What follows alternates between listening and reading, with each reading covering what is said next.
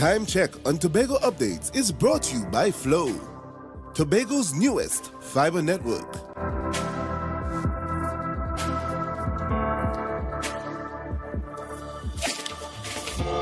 This Christmas, speed is on us. Get up to 300 megabits per second of speed with our new Link Up Plus plan. Enjoy more speed, more channels, and free streaming for less. Plus, introducing Link Up More with up to 1 gig download speed. Download, stream, video call, share memes, and more. Get free installation when you sign up in-store or online today at discoverflow.co.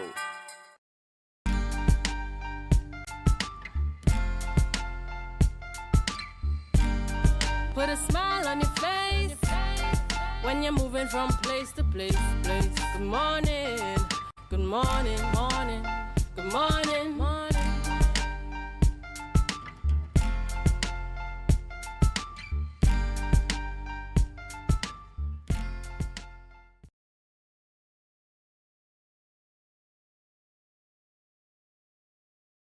Good morning and welcome to the morning show on Tobago Updates Television. It is Monday, the 4th of 2023.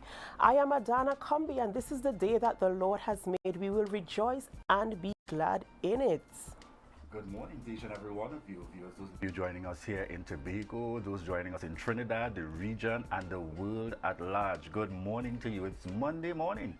We're getting closer to Christmas, and as we continue to give God thanks for life, I am Julian Skeet, and indeed this morning, it's a Monday morning. Adana, how was the weekend been? Well, the weekend was filled with activity.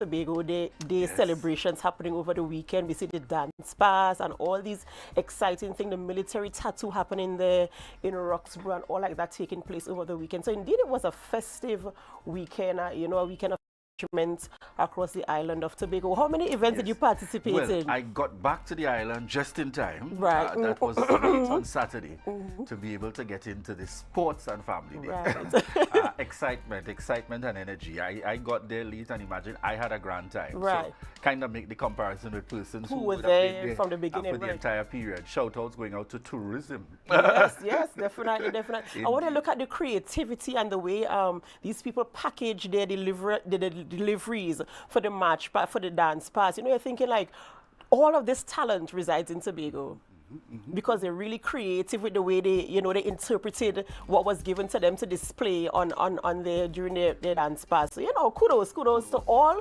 participating teams and of course the tourism they're coming out as the winners. Certainly, kudos indeed. We head straight on over to news in 90 seconds.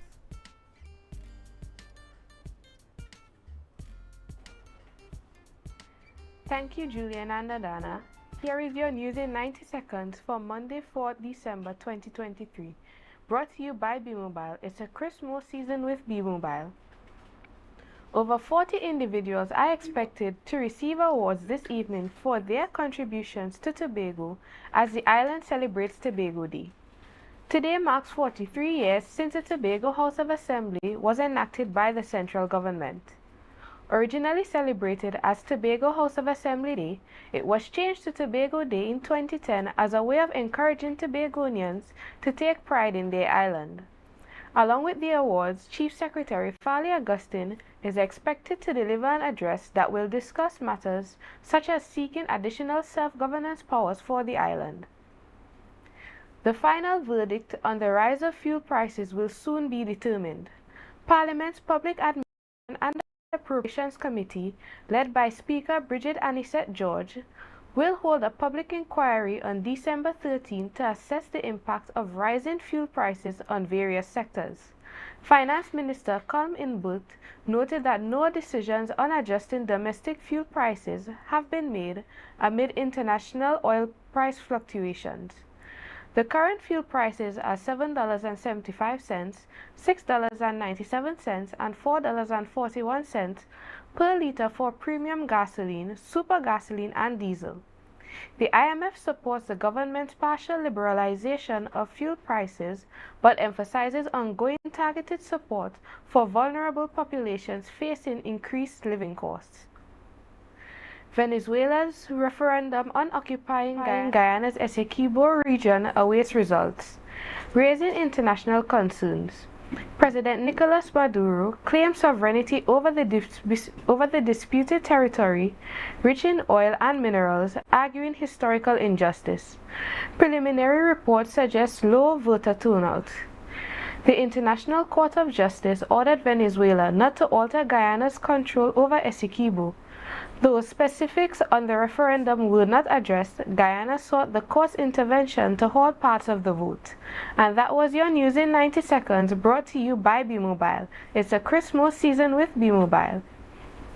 News in 90 seconds was brought to you by B-Mobile. It's a Christmas season with B-Mobile.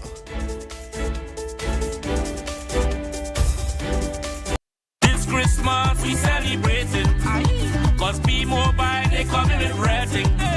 So brace yourself for plenty prizes, cause this season will be pure nice. It's the most deals and the most vibes and the most cars and the most price, the most giveaways, the most para. Having a Christmas season with B-Mobile. I want a Christmas season with B-Mobile. Bring the sorrel with us to a Merry Christmas. Having a Christmas season with B-Mobile. Top up, buy a plan, sign up, or pay your bill to enjoy the best Tobago Christmas. B-Mobile. Life is on. Good morning, viewers, and welcome back to the Tobago Updates morning show, coming to you here live from the Port Mall in Scarborough, Tobago. As we continue this morning, also want to take the time out to extend some congratulations and kudos going out to this weekend also, taking place yesterday. The Mount Pleasant Credit Union hosted their annual general meeting, of course, giving the membership that continued opportunity, as is the case in the credit union movement, exercise their right as owners of the credit union movement. So kudos and commendations to the Mount Pleasant Credit Union, all its members, and the newly elected officers, the members of the board, credit supervisory committee of the Mount Pleasant Credit Union. All right. A lot happening, but I feel like I gotta leave it there for the full lineup of the weekend. But today is also a big and a special day for us. Special in the sense of the Tobago. We are celebrating Tobago Day. That's right. That very important here for us. The celebration started prior, and of course today it continues with the Thanksgiving service that takes place, and that will be followed by our Tobago Day Awards, hosted by the Honorable Chief Secretary, the Honorable Fali Chavez Augustine, and certainly to look forward to opportunities to see Tobagonians once again excel and to stand out there based on their achievements and their contributions. Listen to me, it's poor raising sometimes. When I listen to the categories and the people who have contributed, it's poor raising, and it's encouraging for our the young ones coming up. Correct. It really is. And I think Adana, you could not have said it any better. We have got to show that sense of excitement for island and space, and joy for those who are achieving, for that to naturally transcend to those who are even younger, to have an appreciation for we can celebrate with each other. And take that as a life lesson today. We don't need to pull down another in order to try to gain our own heights. Correct. We can celebrate each other to be able to progress. So that's our little message here for you this morning. We're heading straight on into our birthday shout-outs. And celebrating a birthday today is Miss Kimberly Bruce. Kimberly Bruce, it is your birthday. And of course, we want to wish you a very happy birthday from all of us here at the Tobago Updates Television. Happy birthday to you. And we have on screen none other than Javon Hislop. And this morning we're saying a birthday shout out going out to you, my brother. We wish you continued blessings coming from the entire Tobago Updates family. Happy birthday going out to Denisha Manning. It's a belated birthday, actually. We want to say happy birthday to you from all of us here at Tobago Updates Television. We pray God's blessings upon your life as you celebrate your birthday. Yes, indeed. And birthday shout-outs going out to Denisha. Again, another excellent one I've met through youth development, doing great work. On screen, we have Casford Francis, and we're saying a birthday shout-out goes out to you, Casford Francis, celebrating today.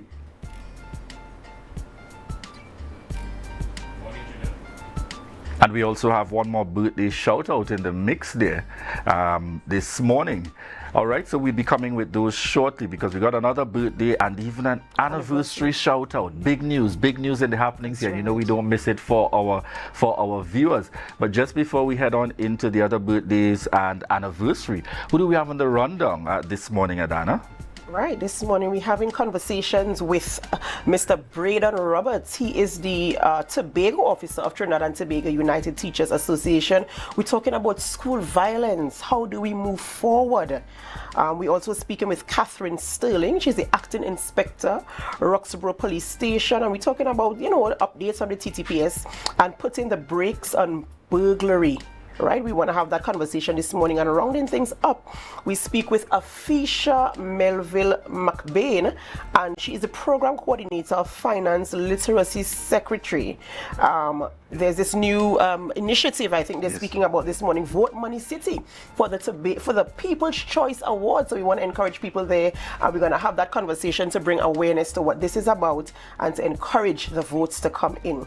So that's what our conversations look like this morning on the morning show, Julian. Excellent. That's our lineup for this morning. And very quickly, we head back on into our birthdays as we continue. Birthday shout-outs going out to none other than, certainly if you have had any dealings with Signal Hill, you know Principal Tricia Devines of Signal Hill Government Primary are celebrating a birthday.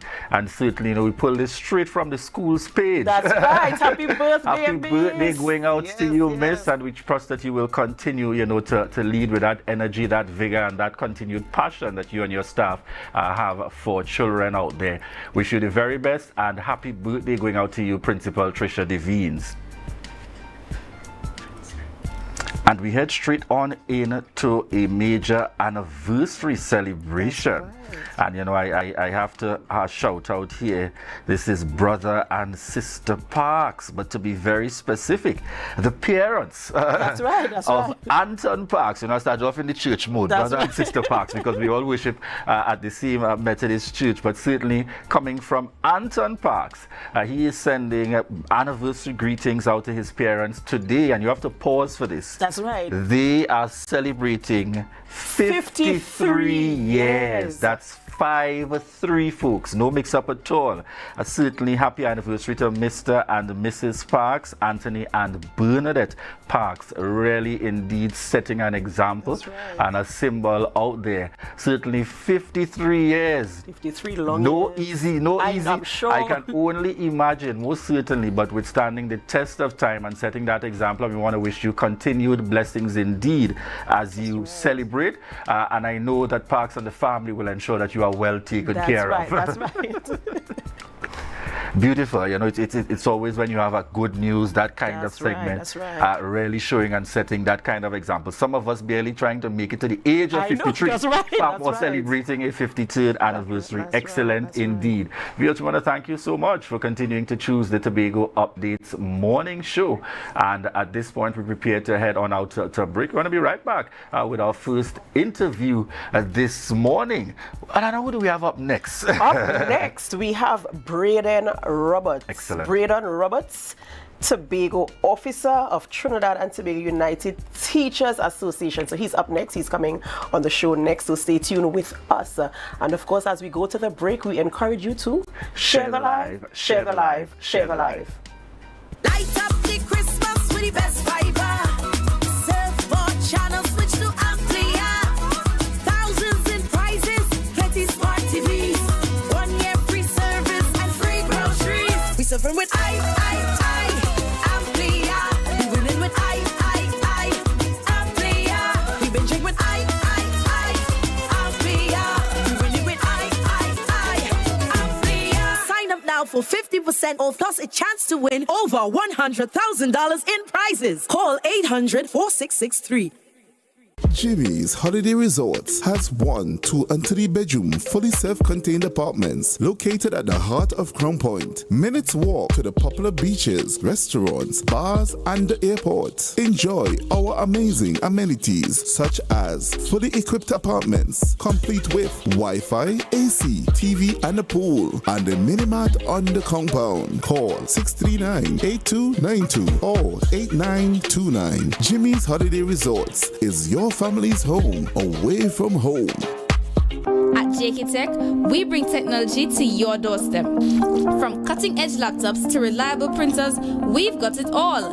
Nationwide delivery and a new website for easy online ordering. JK Tech is your one-stop shop for your electronics and computer needs.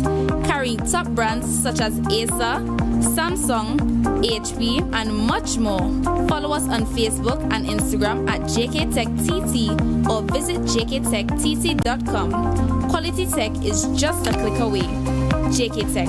Evaluate your shopping experience, your tech, your way. Call or WhatsApp 383-2651. Shop smart, shop JK Tech.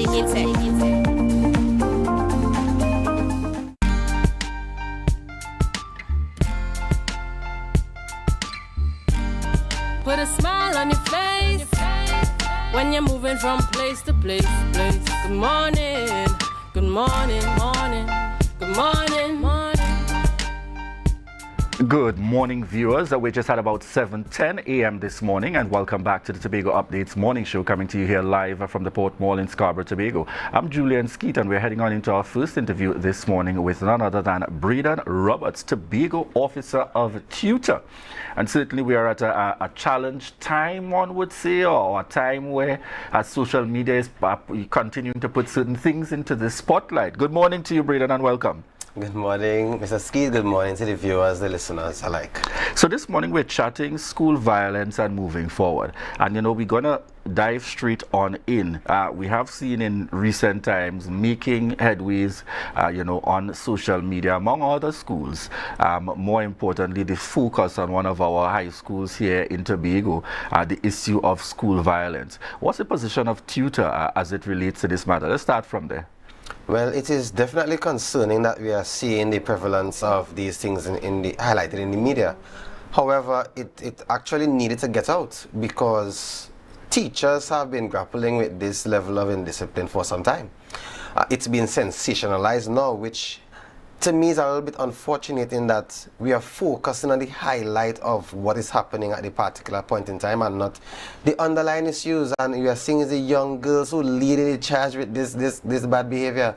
So we need to see what our children are crying out for. We need to analyze our system and see if we could better cater for it. It was needed for some time now, but we are getting more of the videos coming out, so it shows that we really need to get going and putting systems in place. I want to ask the very real question. We live in a different time now where certainly social media makes everything accessible almost immediately. Is this really new in the operations of the school system? And I'm speaking comparatively here, Braden. We're around the same age. Mm-hmm. Our school days just a few years ago compared to now where there's greater access, and even if you look at our parents before within the school system. Well, I remember even in my time, we used to be trailing persons who looking to fight, and so those school fights were always there. It doesn't mean that it is right and that it should not be addressed. So it's nothing new at all. We need to have, as I've just mentioned, we need to have things in place to keep our young angels as they go through the school year. And now where everyone wants to be I think it's an influencer, they call it now, a social media influencer. Persons into the camera, and they're doing more to get the negative attention. And as they see with politics, whatever attention, whether positive or negative attention, all the same. So I'm hoping that we listen to the cries of our young ones and we put things in place so that they will seek the positive attention. And, you know, we could work towards that. But it's not new. And I'm thankful to an extent that at least it's been put out there so that we can get the assistance we need within the school system. How are teachers prepared and trained to deal with this kind of thing? I go out there and I study and I prepare and I come with the capacity and skill set to manage my classroom and to deliver and so on. Tell us about the teacher's ability, because in most instances, see even except you have a security, sometimes you have to have that male teacher or that firm enough female teacher being able to respond to what one might say is the craziness or the miserableness or the dangers that may be existing. Are our teachers prepared in that regard? Well, I'm not certain how prepared a teacher could really be. When we analyze our system of education, now we would have given all our rights to our children. So, of course, there's no corporal punishment. You can't speak to a child too loudly if there may be verbal abuse or those kind of things. We don't have disciplinary procedures that really impactful on our students. The moral education is not there as it used to be, where we take out church to a large extent out of the schools. We do not have that support of the guidance officers in the capacity we really want to have it. So our teachers are left with preparing your lessons in such a way you will captivate our students in a positive way as best as is possible. To say the intervention, it's a very scary thing for a teacher. Yes. You intervene, and just as with the security officer, I believe was at Mason Hall, if it escalates, you are in a position where, based on how you grab that child, hold that child, the child, if you have to retaliate based on the child's action, you can land yourself into some trouble. So we have cautioned our teachers, be very careful in intervening. Of course, you can't leave two children to slug out at each other, but it's very difficult for a teacher to manage that. And security, the security at school is for the compound. It's not to intervene with fights, or to help teachers with fights. So these security officers, they try their best to manage as well, but we really don't have much more than the safety officers that some schools would have. We don't have safety officers in primary schools. So it's a very challenging thing, and I'm hoping that, you see the moral side of it, those values, that we could put some more effort into that to keep our children in the right path. And if I could further add, it's easy for our students to access the Trinidad music, the dancehall music that is influencing them in the wrong path. We don't have the church in the school as we used to. How many of our young ones are going to church? So we getting all the negativity out and easily accessible to our young ones, but we're not getting the moral education as it ought to be. So the question is, we've seen more recently the Minister of Education speaking about the introduction for those who may get to that point of being, out of the school system for some time. What are your thoughts on that intervention on the part of the Education Ministry? Well, actually, it's... And how is that likely to impact Tobago as well? Well, it's a non-intervention, really, We're preparing for when the children get bad. And the MILAT is from 16 up. We see the first formers and second formers, what is there for them.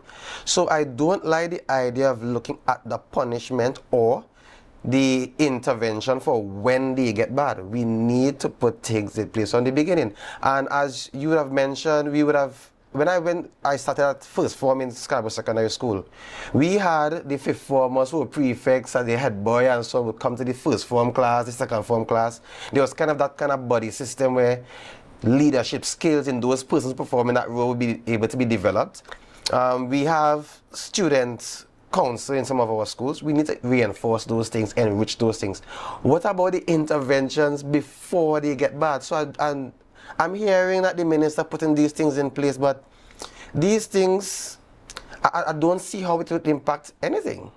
Those persons, that's how we have with the crime now, they don't expect to be caught. So they misbehave, they carry on how they carry on, and then when they are caught, they deal with the consequences then. We don't want them going that path. So we need to get that buddy system back in our schools. We need to strengthen our student councils, where we have young persons could strengthen their reporting skills. We could have the reporting to do. We develop young leaders in those kind of systems. We need to have the parents understanding what the school system is, the business sector. That's why we're talking about the Tobago-centric thing. I'm not going to give up on it. There are different persons. I've heard Mr. Vanas James, I think it was George Leacock as well. Persons who are talking about, may not use the same term, but talking about reforming our education system, where persons can come together and we create the forum where the tourism competitions, we have young persons could shine in that. Signal Hill, who is negatively in the media now, recently had all these awards and so on, has now been overshadowed. We need to create more avenues for persons to develop that responsibility that we want within them. Excellent. One of the areas that we also want to touch on, just to get from the perspective of tutor, what would you say are some core things, probably at least 2 or 3, ultimately, that we can start perhaps by doing differently right here in the Tobago space, given our responsibility for education? Because I always believe we have an opportunity to lead the way in some instances if it isn't being done already at a national level. What would your recommendations be at the level of tutor? And I'm grateful for the question. And as I just mentioned with the student council, you see, our young persons are seeking attention, whether it's positive or negative. The avenue for the positive attention for those who are not so academically inclined, it's limited. So they seek their attention in the other means. So as mentioned, if we get some of the avenues like the woodwork and the tourism things and the agriculture, not just at agriculture time or at the metal work time, it's fused into our mathematics and the grammar and so on. We give those persons a chance. But they see the student council, that is something that we can enrich. No, it takes nothing much to have that going. While I was at Blackrock Government School, during the election time, instead of doing the election to see who like pay them and who like wherever, we had an election to put in a student council. Nice. And we had a president, we had someone in charge of academics who would monitor, who is doing their homework, who improving, we give them awards on the lines and those things. Those are things we could bring back even now, today. We need to have the resources. The division could do so much. That's why I'm pleading. If we arrange our programs that the business sector could understand what the program of the school is, they would know how to assist. Now we need the funding, but you have to be able to sell a package. You will not invest into anything willy-nilly. So if businesses have an understanding of what the school project and the vision is, they can assist us. Those are some of the things we need to hold our principals' hands with and not just leave them to get it done or to make it happen, because it wouldn't happen in isolation. The parents need to be on board. Well, tutor we are on board, the teachers on board, and we need to have the business sector on board to ensure that these things are successful. We always have initiatives, but if we don't have that collaborative approach, it would only bear so much.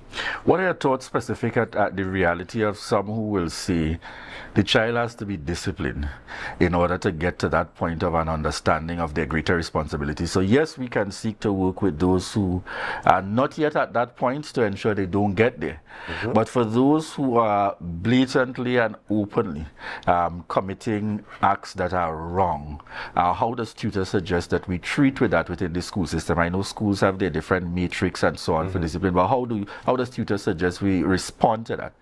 Well, there is this thing I grew up with where devil find works for either hands. So those who we may believe that we're giving up on and they're far gone, they may not be so far gone. When I was at the standard 5 level, there was a young boy that repeated in my class and he gave endless trouble. However, this joy on that young man's face whenever he did something, I was praised positively for it. So we can't say some persons are far gone and they're beyond reach. They want the attention and they need to get an avenue to get it in a positive way for our part. If we don't provide that for them, they will continue doing the things that they would do to get the negative attention. Now, we always look to discipline in the punishment part. Discipline is also that positive part of that responsibleness and the choosing to do the right thing. We have that aspect of discipline. But we don't have where you beat the child, you suspend the child, they go on vacation and come back. You expel the child. What system is there for that child when they go home? They go and they come back. What changes? So yes, we have the suspension, we have the expulsion and so on, but what after? What happens after that? All right. And just before we close this morning, we want to get an idea from tutor. What can we see as direct efforts and possible actions moving forward to really advance this kind of positive development that tutor continues to certainly promote? What kind of actions can we look forward to? Well, I should say early in 2024, because we're at the point of that kind of wrap up for 2023 in December here now. Well, what is needed urgently, we need to have consultation with the secretary and her team. Tutor, we need to have the PTA, we need to come to the table and have the actionables identified and start going. So it's not for us to be all hyped about what we're seeing in the media, but to really get down to the business and put some of our systems that we have tried already in the past, and we probably need to enrich them and see what would have caused them to not be as successful and strengthen them. But we need to come to the table. So I'm asking, the secretary, create that forum where all the stakeholders can come to the table as quickly as possible, get down to the actionables and start working on them. All right. Thank you very much there again, Braden Roberts, Tobago officer for tutor, joining us here on set this morning at the Tobago Updates morning show. And certainly there's a call, given the happenings, let's come together. The relevant stakeholders are seeking and calling for the forum to be coordinated by the Division of Education, the Secretary with responsibility. Let's come together and have those discussions, even if not in December, very early at the start of 2024, to really determine determine the progressive move where all stakeholders will continue to be on board. Thank you very much again for joining us here on set this morning. Viewers, we're preparing to head on to our next interview. Up next, we have coming up with us Catherine Sterling, and she's the acting inspector out at the Roxborough Police Station with the TTPS. So we look forward to those updates coming to us, and also speaking to, chatting on that issue around this season of burglary. Certainly, just as persons are legitimately busy earning funds to gain items, there are those who are legitimately busy looking for ways to deceive. So certainly, we look forward to those updates coming from the TTPS. Viewers, we want to thank you so much, those viewing and those listening to the Tobago Updates morning show. And we want to remind you that this is your opportunity to share the live, share the live, share the live. We'll be right back.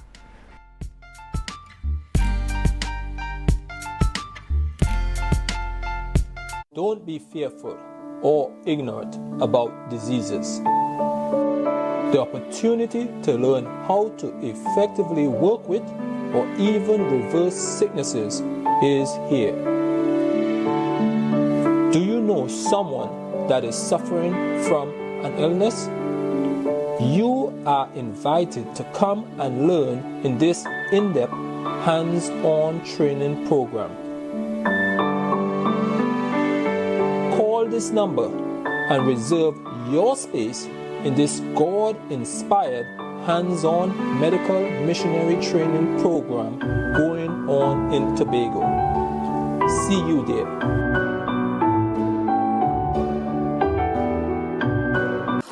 Hey, hello guys, welcome. Come have a seat. Oh, this is so stylish and I love the fabric. Darlings, you must tell us where you got your new furnishings. We got them locally at Standard. They've got new chic European furniture, crafted from high quality material. Oh, Standard? No, it's Standard, their brand new Hive collection. Experience luxurious European furniture at a price you will love. The Hive Collection, now exclusively available at Standard.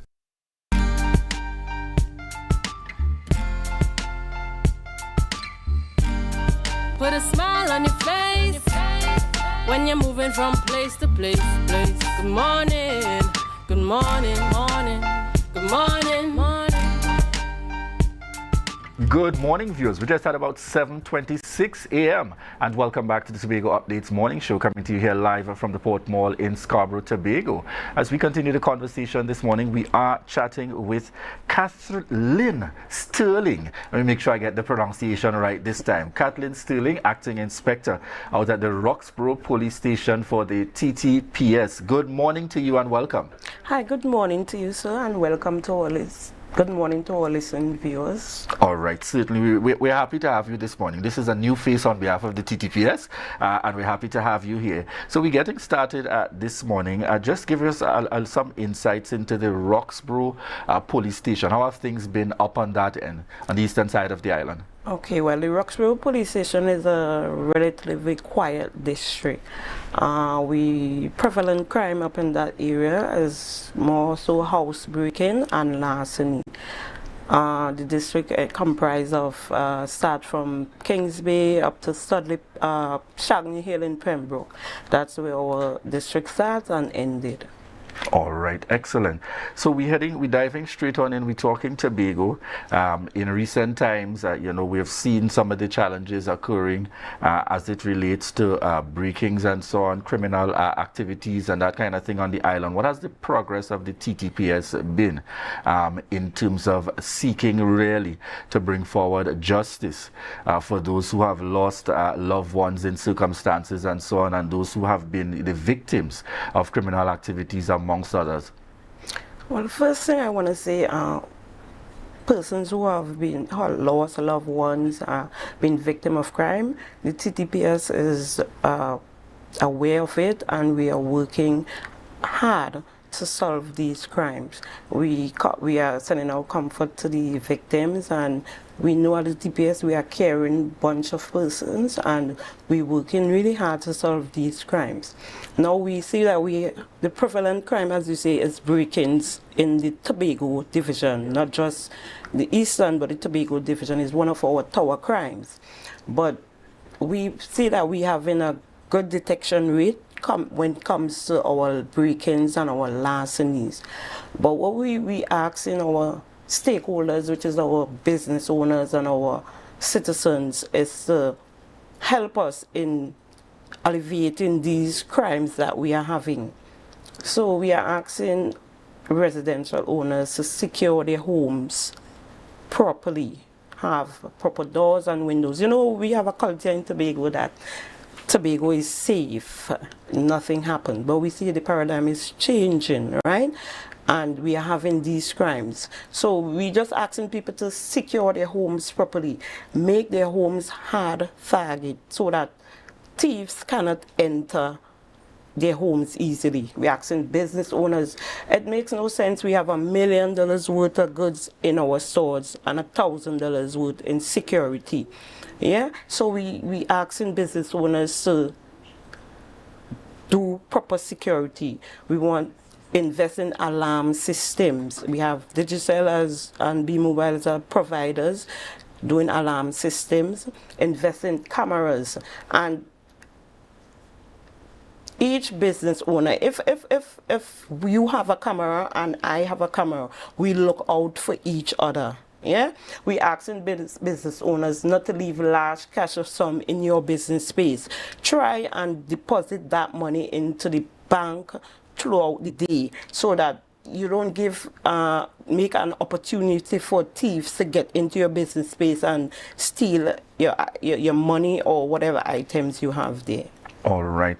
We would have also seen quite recently again in the happenings what took place on the highway there in terms of the victim that would have lost his life and so on. What has the follow-up been in relation to that? The last time I know the indication was that it is being investigated and looked into. What's the status? Well, so you know, active investigation, we're not supposed to talk much about it, but I could assure you that the TTPS is investigating. It is a process that must happen, and it's still under investigation. But in saying that, we also asking pedestrians when crossing the road to be very careful. Do not, especially in the night period, do not use dark areas to cross when crossing. If you are crossing in the night, try and have reflective vests on. Try and look for the lights where you could use the mechanism that is available to you to cross the roadway. Use walkovers. Or when you're crossing, ensure that no vehicle is passing so that you could get to the other side safely. All right. What we'd also like to get, we are at that point, and I know you spoke about residents taking on their responsibility. What assurances do we have from the standpoint of the TTPS, even after we have taken on the responsibility to put in, better security systems, make ourselves a hard target, and you still have some of the criminal elements still pushing the limit to get on there? What kind of assurances can the TTPS give in terms of response and so on to those who may really call and need urgent assistance, some of whom cry out for a time when you heard person saying you call and then there isn't a vehicle or you don't get a response? What are the assurances from the TTPS in this December period as we look to wrap up the year? Well, so we're in the Christmas season, and I heard you use the term that when you call there is no vehicle, and we have moved away from not having a vehicle in the station, because we have 5 stations with different units within the Tobago division, and what we do, we network. So calling the station and saying that you don't have a vehicle, that don't happen anymore. What we need to do, we need to call 999, and calling 999, we know we have a fast response time. What the TTPS is doing through is the Christmas season, and we know we're stepping up our game, so we have patrols 24 hours on the outside. So we bringing back our staff on their day off so that we'll have that continuous patrol to continue to have the citizens to feel safe and secure out there. So that is what we are doing in the TTPS for the Christmas season and going forward. All right, excellent. Any other guidance that you would want to share with our viewers this morning as gentle reminders? Because, I like to say it's not a case that we don't know. But it's a case that sometimes we get so comfortable that we take it for granted. What are some of the things you would definitely want to remind those of us out there about in the circumstances and particularly within this Christmas season? Things working out for some of us and we're going and shop big. What are some of the things you'd want to provide some guidance with? Okay, first of all, I want to provide guidance in road safety. You know, in the Christmas season, and we have a lot of Christmas parties, and persons going to Christmas parties and consuming alcohol or drug. So we asking persons, don't drink and drive. If you know you're drinking, have a designated driver to take you. We're asking persons to maybe carpool when they're going out so that they could return home safely. We're asking you, if you're going to an event, leave home earlier than the time so that you don't have to be rushing to get there, right? In terms of shopping, as you say, it's Christmas and everybody's buzzing and we shopping, but we have to be aware of our surroundings when we are out there. Try to use cashless transaction as much as possible. When we're using our cards, be aware of our surroundings. Ensure that our cards are not out of our sight. Ensure that when we put in our PIN numbers, that no one is wrong. No one is seeing the numbers that we are punching in. Ladies, even men, when we shopping, ensure that our bags are closed, that we do not provide opportunity for thieves to snatch our bags. If someone bumps into you, don't take it for granted that it's accidentally. Check your belongings immediately to ensure that you still have your valuables and items within your bag. When we are shopping, put our items in the trunk, don't leave it open-sided for persons to see, to get the opportunity to steal our stuff. Ensure our car doors are locked, windows are up. Ensure that when we park in a lighting area and where persons are wrong, so that we don't give thieves the opportunity to break into our cars. Ensure that when we leave home, we lock our doors and windows.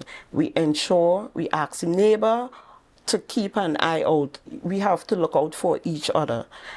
Business owners, ensure that we have cameras, ensure that we have proper safety system inside. Ensure that our workers are credible persons working in our organization.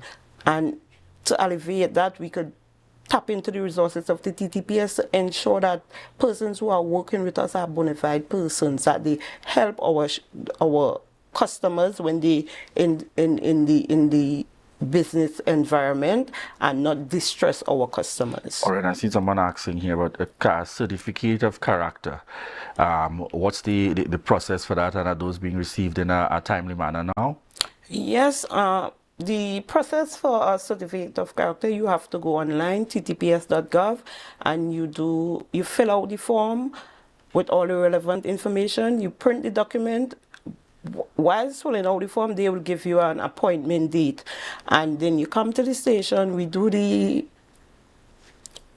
certificate of character, and within 2 weeks, that character is ready. If is it that you need it for something urgent, arrangements can be made so that you could get in a timely manner. All right, excellent. Now just remind us, telephone contacts in the event of an emergency or if persons are trying to reach stations directly. So in event of emergency, we call 999. Tobago, call 211. That is the fastest response you will get, 999-211. All right, excellent indeed. So thank you very much again. Our first time appearance and doing exceptionally well indeed. Certainly Kathleen Sterling, acting inspector out there at the Roxborough Police Station, representing the TTPS here, continuing to connect with us. And I really want to say commendations going out to the TTPS, making that effort far and wide here in the media on a regular basis to ensure that they keep us up to date, viewers, listeners, with the happenings here on the island. Even when there are tough times, they're still coming to report and to provide the details accordingly. So thank you very much again for joining us here on set this morning. Viewers, we want to continue to thank you, and I go to the live very quickly. I see in the mix we have Renrick, Job, Lavian, Ashby on the mix this morning, Donil, I see Julia Brown. Oh, and I missed the question previously. She'll be back with us shortly. Have no fear.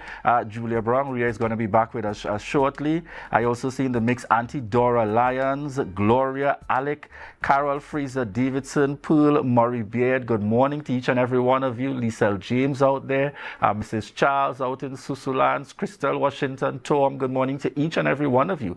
Continuing to tune in to the Tobago Updates morning show. I want to say, we continue to say thank you so much for choosing the Tobago Updates morning show. And we want to remind you that this is your opportunity to share the live, share the live, share the live. We'll be right back.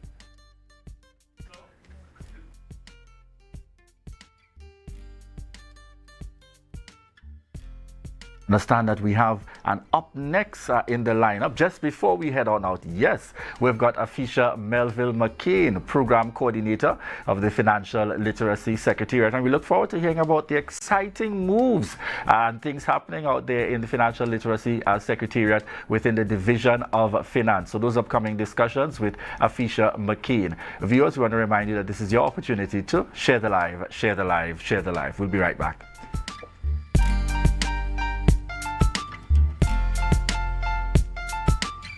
Tobago Glass Supplies has been a leading name for over 37 years in the glass and aluminum market in Tobago. We provide an extensive range of high-quality, innovative aluminum and glass products for commercial and residential use. Competitive prices with superior and professional services by committed employees who are guided by rigid quality standards. Tobago Glass Supplies specializes in the manufacture and installation of glass and aluminum products that are essential to today's homeowners and the business environment. We are engaged in marketing, sales, and installation of a variety of products. These ranges from windows and doors to necessities such as mirrors for homes and vehicles, designed and manufactured in-house or imported.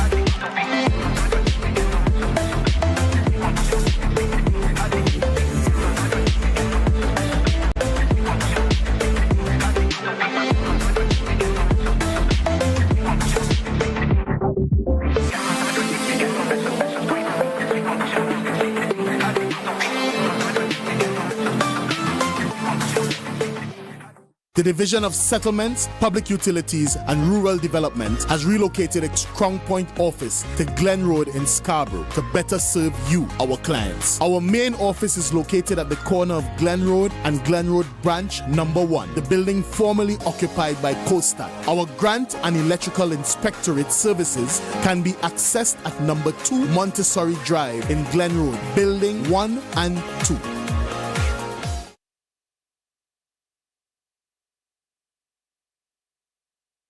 It's a different type of thing down there. Man, we party till we drop down there. With a lot of pretty girls down there. Down in Tobago. So your car break down. Oh, no, not again. And you're worried paying a wrecker could mean a pocket breakdown too. But when you're insured with Tatil, no stress. Yes! A Tatil motor policy has lots of benefits that protect your pocket, like free roadside assistance. That's free 24/7 every time, as many times as you need. Tatil, where people are people. A member of the Ansa McCall Group.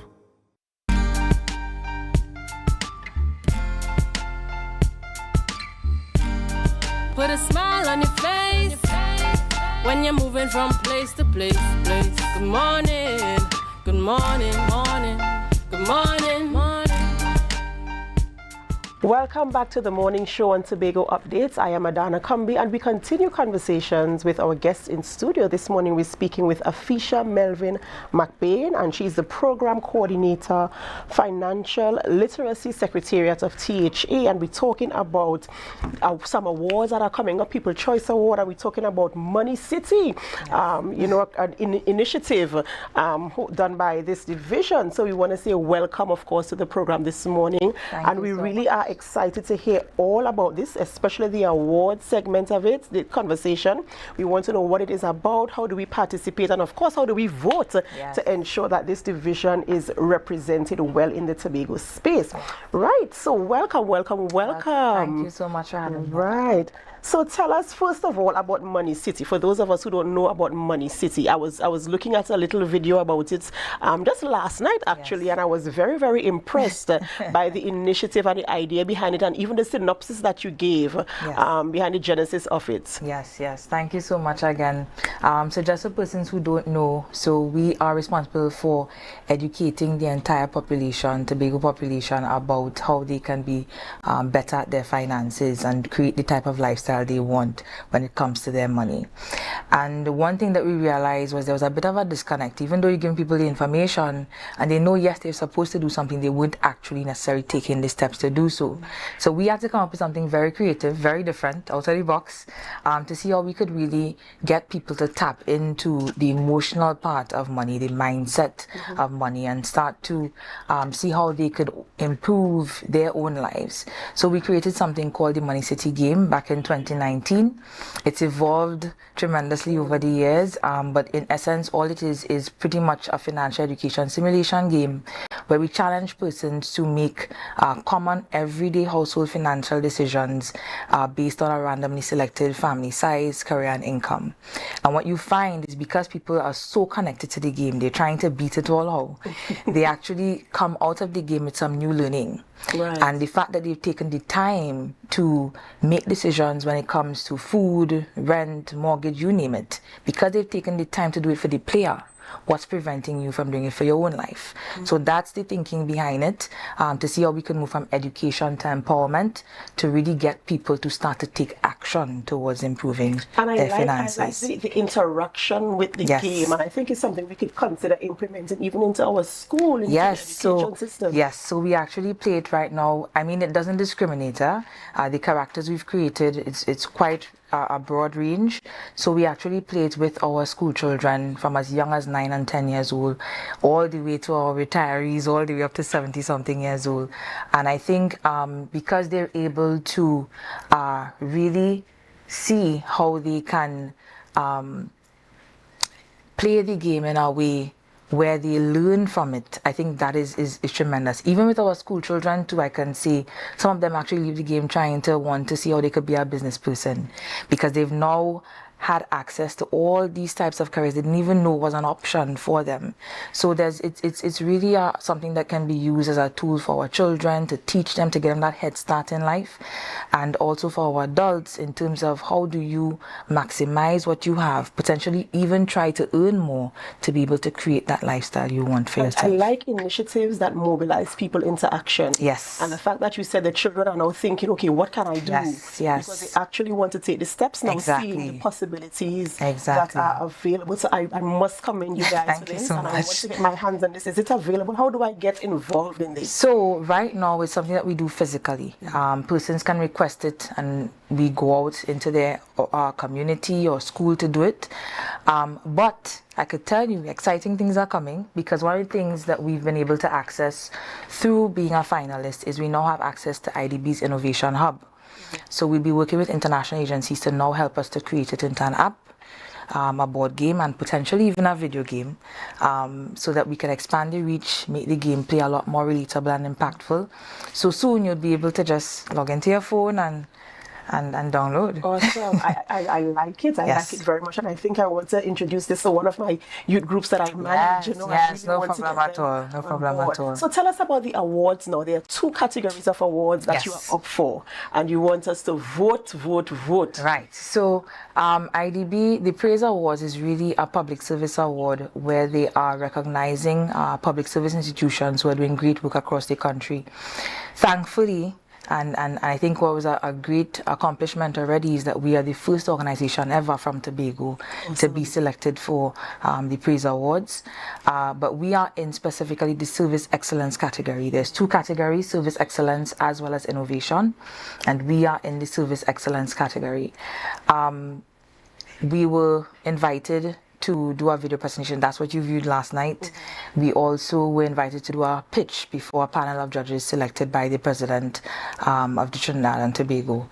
And coming out of that, what you have is up for grabs, 2 awards. So there's one where you would be either awarded the award for service excellence, but there's also a People Choice Awards, which is why we're here this morning, to really see how we can get all of Tobago to vote. I think it's not just about the money city, it's not just about the game. I think it's really about us showing the rest of the country as well some of the great work we have coming out of Tobago. It's not very often that you get to share. That's right. It's not very often that you get to really be seen by these international development agencies who can provide resources, technical and financial resources, to build out what we have so limited in Tobago. So I think for that alone, we really want to take home the win for Tobago, to open the doors, not just for ourselves, but for all the organizations in Tobago that are doing tremendous work at the community level. Awesome, awesome. Of course, you're going to get my vote. How do our viewers and listeners, how does the Tobago public vote to secure your space? You're going on to menti.com. It's menti.com, and you're typing in the code 66372826. That's the Service Excellence category. You just select Financial Literacy Secretary at Tobago House of Assembly, and you submit, and that will give us the vote. You can vote 10 times, 10,000 times. It's unlimited. Right. Yes, and we really want to encourage listeners, because we're getting a lot of messages about, all the best, good luck, and that's great, love it. But take that action. Yes, right. Again, take action. Yeah, so we really want to encourage persons to share with persons and to make sure they're putting out the information out there. You can also go on the division website, on our Facebook page, Division of Finance, Trade and the Economy, and you will also get more information as to how you can vote. But we want to encourage all of Tobago. Share with your friends, families overseas, everywhere. That's right. And let's vote it. What's the website? What's the division's website? It is dfte.com, but that information is not on the site. Right now, it's only on the Facebook page. On the Facebook page, yes, right. It's on the Facebook page. So, you can find it easily on Facebook. Yes. So just check them out, get the instructions there on how to vote. I am going to be putting in a couple votes because I am very proud. Yes. Just this morning we were talking about the Tobago Day celebrations and the fact that we celebrate Tobago people and the talents that we have in Tobago. So this is a very proud moment for all of us here in Tobago, being the very first organization in Tobago ever to be selected to participate and to possibly win. We can do this. If we come together, we can do this. So I am encouraged. Right now, I am campaigning for you. Thank you so much. I'm campaigning for the division. I'm campaigning for the initiative. I'm campaigning for the secretariat. Let us go out there and vote. The information can be found on their Facebook page as to how you can vote. You can even look at the video to get some inspiration, in terms of what the game is about and how you can even participate or how you could get an experience with it and stuff like that, and to see the relevance of it in this space. Because you're right, our finances is something that we kind of not very responsible with. And it's because we don't have that type of relationship and interaction with it. It's like I go down the road today and it's hot sub and a snow coat, right? Without considering, okay, I have other bills that I already budgeted for, and I think it's just $5 for my budget, but I need to account for it, right? So this is what this game is about, and I really, I'm talking because I love the initiative, and I really want people to vote. Vote for us to win. For us, it's a us thing now. It's an us thing. I want us to win. So, what other information can you give us, either about the app, the game, the initiative, the awards, or whatever services the Secretariat offers our public right now? So right now we have standard programs that we keep every year, but we are available if you require anything for your group, for your organization, for your church, for your community, your school. If you want us to come in and do that type of intervention, you just have to put in the request. We do it through the division page, or you can call us at 639-4412, extension 3401, 53401. Again, that's 639-4412, extension 53401. And the great thing is, how we use the game is, once you request a session for your group, we use it as a complementary learning tool. So after we teach you everything you need to know, that is almost our way of reinforcing and you putting into play some of the concepts that we discussed during. So if you want to access the game, that's the best way to access it, by reaching out to us to do a program for you. Awesome, and I think you should take advantage of this, viewers. Take advantage of this, because I'm telling you, I don't know if we have a clip of the video there that we could show the actual interaction with the game, but if we don't, just go on their Facebook page and you will find little snippets of how people engage with it. Yes. And of course the synopsis that Miss gave about the game, about the initiative, and what is happening there at the division. We are speaking with Afisha Melvin McBain. She's a program coordinator, financial literacy secretariat there in the THA, and we're talking about voting. We have to vote. Give us again, what is the website? Menti.com. Menti.com. It's MENTI.com. And the code is 66372826, and you're only voting for Financial Literacy Secretariat, Tobago House of Assembly. Of course, and we're gonna represent well here for our own Tobago people, so we can have that space. And I'm so proud of what we are doing there at the Secretariat. And let me say that was a joint initiative between the public and the private sector. We are a very small team, and we don't have all the resources in the world. So I will tell you that we brought together a great team of designers, animators, developers to also bring the game to life. So I think it's a great feat, not just for us in the THA, but again, like you said, as Tobagonians, as residents of this island, us coming together to create great stuff. I think it sends a beautiful message. And we can only win. Yes. Once we continue to work together, we will only win. So, Miss McBain, Afisha, thank you so McCain, sorry. No problem. Thank you so much for coming on here and giving us the insights and the education and the awareness of what is taking place there, and a little bit of the history of the fact that we are the first. You are the first organization in Tobago, so this is a first for Tobago. And wouldn't it be wonderful if on our first we actually won? Beautiful story. Wouldn't it be wonderful? Beautiful story, yes. That's why the voting is important. And I want to encourage the rest of Tobago as well. Like I said, we have some beautiful work going on in the Assembly. So next year, I want to encourage colleagues, other departments, organizations to apply. It was open to the public, and I think it's good for us to be able to participate, not just to be recognized for the work we're doing, but also just to, like I said, make the country aware of some of the strides we're making here in Tobago. Correct. Yeah. Thank you so much, of course, for joining us and for giving us that insight. Ladies and gentlemen, we're talking about voting for the People's Choice Award.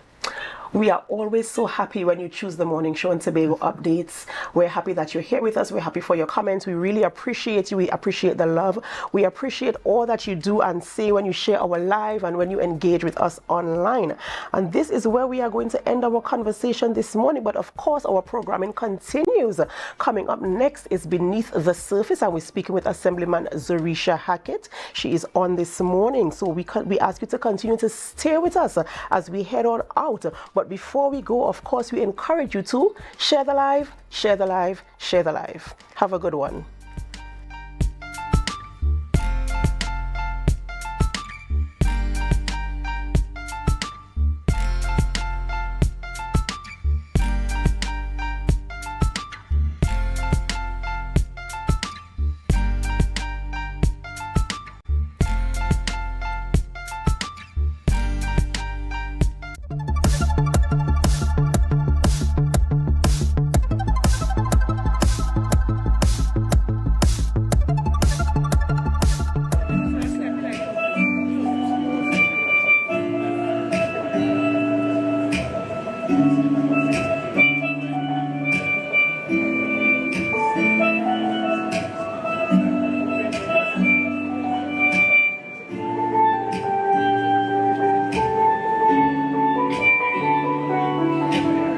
Welcome to Venebois.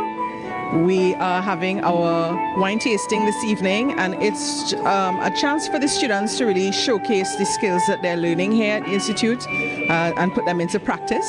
So this lovely ambience has been created by the students with the guidance of Head Chef Sonia Phillip and the rest of the team.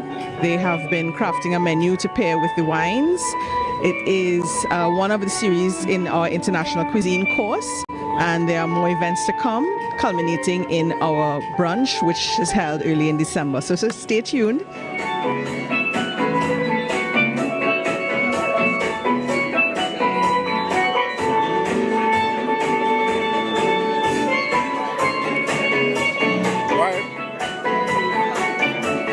So we have a number of finger foods that we have on display from the two continents, Africa and Asia. There are a few more student dinners coming in the months of November and December. You can come and give us your support. Your support will be well appreciated, the students, to taste our hands and taste what we have been learning to create. And as you can see, it's a lovely evening, and we're actually looking forward to many more evenings like this. I'd like to see corporate Tobago get involved. I'd like to see industry stakeholders get involved and support these students as we invest in the future of tourism and hospitality on the island. That was a production of the Department of Information, Office of the Chief Secretary, Tobago House of Assembly.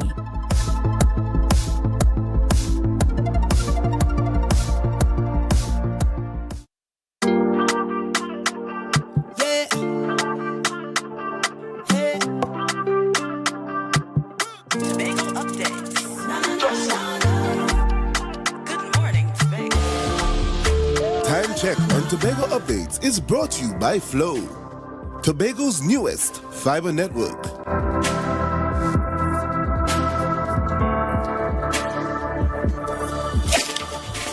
The energy fill the skies. I say thanks a favor to wake up and hear my neighbor. 60,000 people strong, and the vibes is never wrong. We are beauty, we are power, we are people.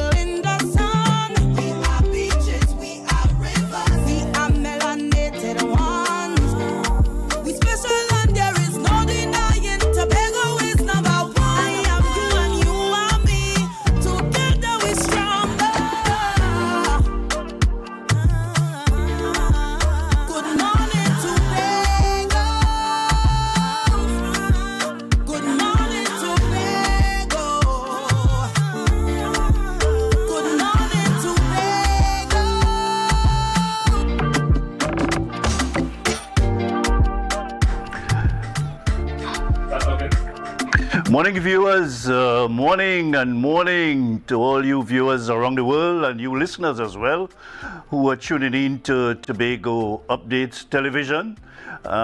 This is Jerry McFarlane, the host for the program Beneath the Surface. And before we get cracking with this program, we just have a little break so that we could go to the news in 90 seconds. So we'll be back shortly after that.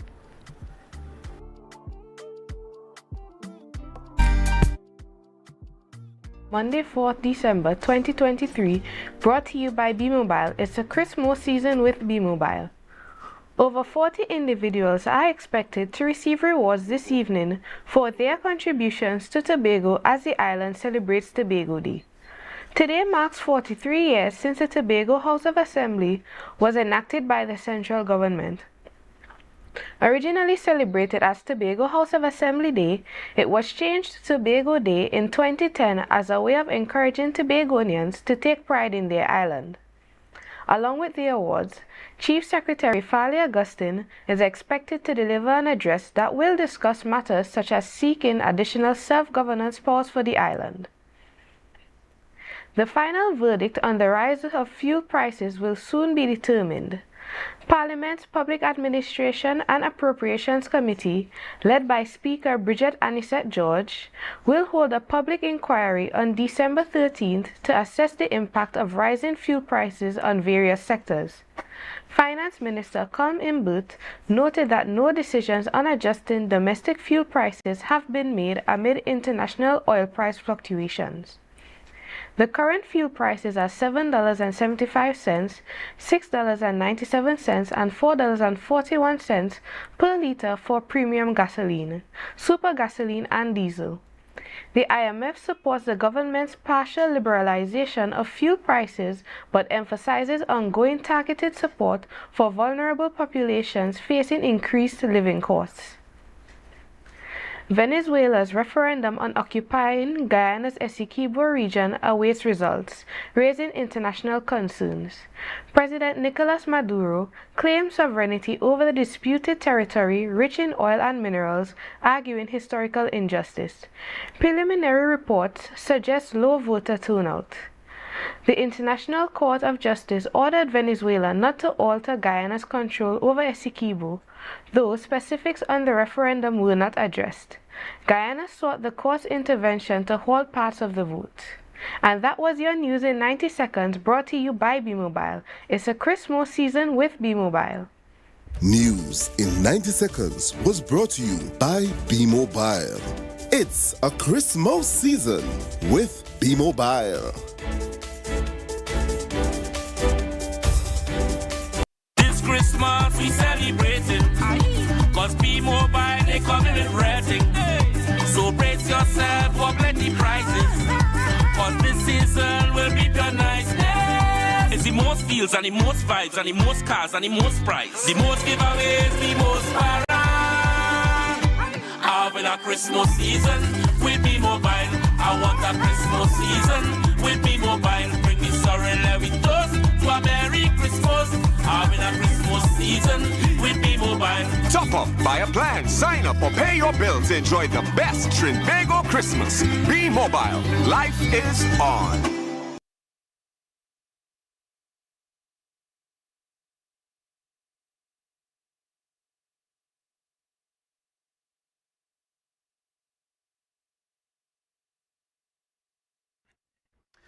Yeah, morning viewers again. As we get cracking with our program this morning, we will be chatting with another member of the Tobago House of Assembly. And just in case you just joined in us or you just landed on the planet or just landed here in Tobago or viewing this program for the first time, this is Beneath the Surface with me, Jerry McFarlane, and we're coming to you from the studios of Tobago Updates Television, located right here in Scarborough, Tobago, in the Port Mall to be exact. And today, when you're coming into town this morning, you will have noticed a lovely cruise ship coming in and making a nice picture of the harbour on the island of Tobago, and Scarborough in particular. And you know, this program is a continuation. Beneath the Surface is season 2. We call it Beneath the Surface 2 years later. It has to do with interviewing and chatting, you know, very candidly with members of the Tobago House of Assembly. And, you know, we do our best to have a candid discussion with these members, you know, and we're hoping that we have members of the opposition or the minority leader as well. We had even the presiding officer. We had a wonderful interview with her, and the minority leader and maybe Watson Duke, who have been welcomed to be part of the program, has been asked. We have no firm responses yet, but however the program continues, and this morning we will be interviewing the Secretary for Education, Research and Technology, Ms. Zorisha Hackett. But I was saying earlier, you know, we just decided that we must look at these members of the Assembly, chat with them, see how they're doing, what kind of childhood and upbringing, as we say locally, you're brought up, and how they got into political life, and what they're doing, how they're coping with some of these challenges here as they assume responsibilities for the last 2 years in the Tobago House of Assembly. We take a break and we'll be right back.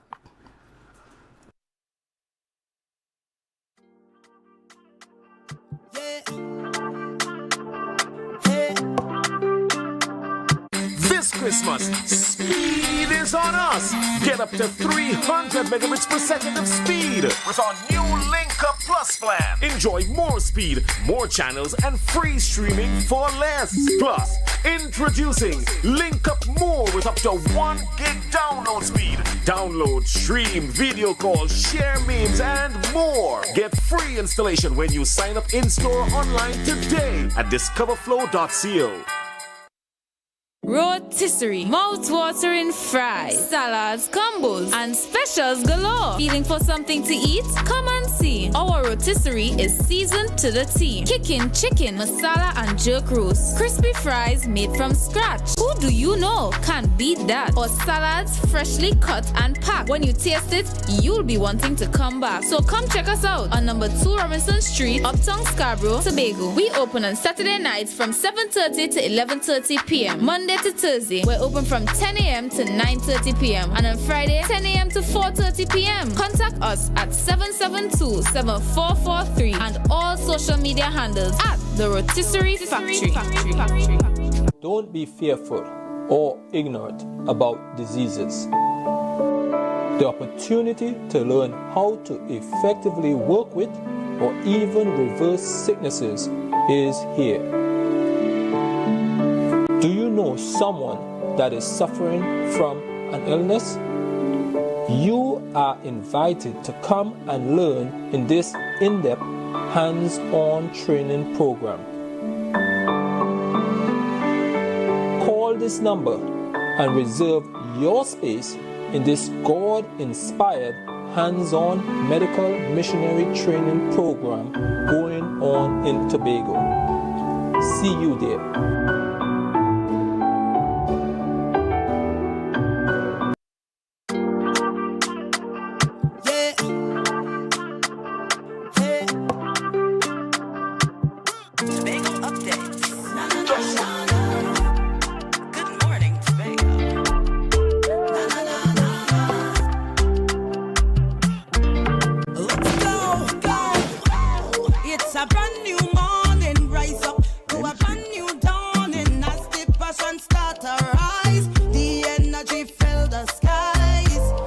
Okay, folks, we back, and of course we well set and ready to have this very important interview. As far as I'm concerned, one of my very special interviews that I was looking forward to, and I have with me in the studio Miss Zorisha Hackett. Yes, sir. I'm telling you, ma'am, welcome to the program. Thank you. And I want to say happy Tobago Day to all of Tobago. Today's a special day, December 4th, and it brings me great privilege to grace your presence on this special, special day. Happy Tobago Day. Yeah, man, that's a very special day, Tobago. Yes. That the first day that the Tobago election. Formerly called Assembly Day, and so we changed the name to Tobago Day. So yeah, it's a very special day in our history. So we have a lot to talk about. But you know, somebody just whispered to me that you're not too keen on coming to the program. Really? All this kind of thing. I said, Who so I had said to ask myself, Miss Lady, what are you?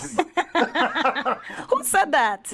I don't know. I just get the report that you're not too keen on coming on the program. So I want you to interview me and give me the opportunity to express myself. That's what I want. You see how you can take up people sometimes? Yeah, that's what I want. Yeah.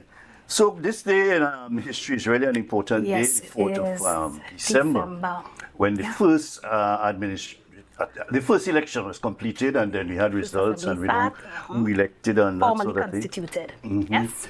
And you, of course, continue this thing of being a member of this distinguished and important institution called the Tobago House of Assembly. You know, in politics, we say that Tobago had the oldest political system. We're there before than Trinidad. Yes, you know, sir, we had and a we should be political very structure. proud of that. Yes. Although the farmers and the big plantation owners were the people, plantocracy. The plantocracy were the people who made the decision then. In those you know, and it of course it changed where every person in Tobago elected or eligible to vote had an opportunity to do that in this system. And of course it replaced the county council system prior to that. And we're really proud to be part of this.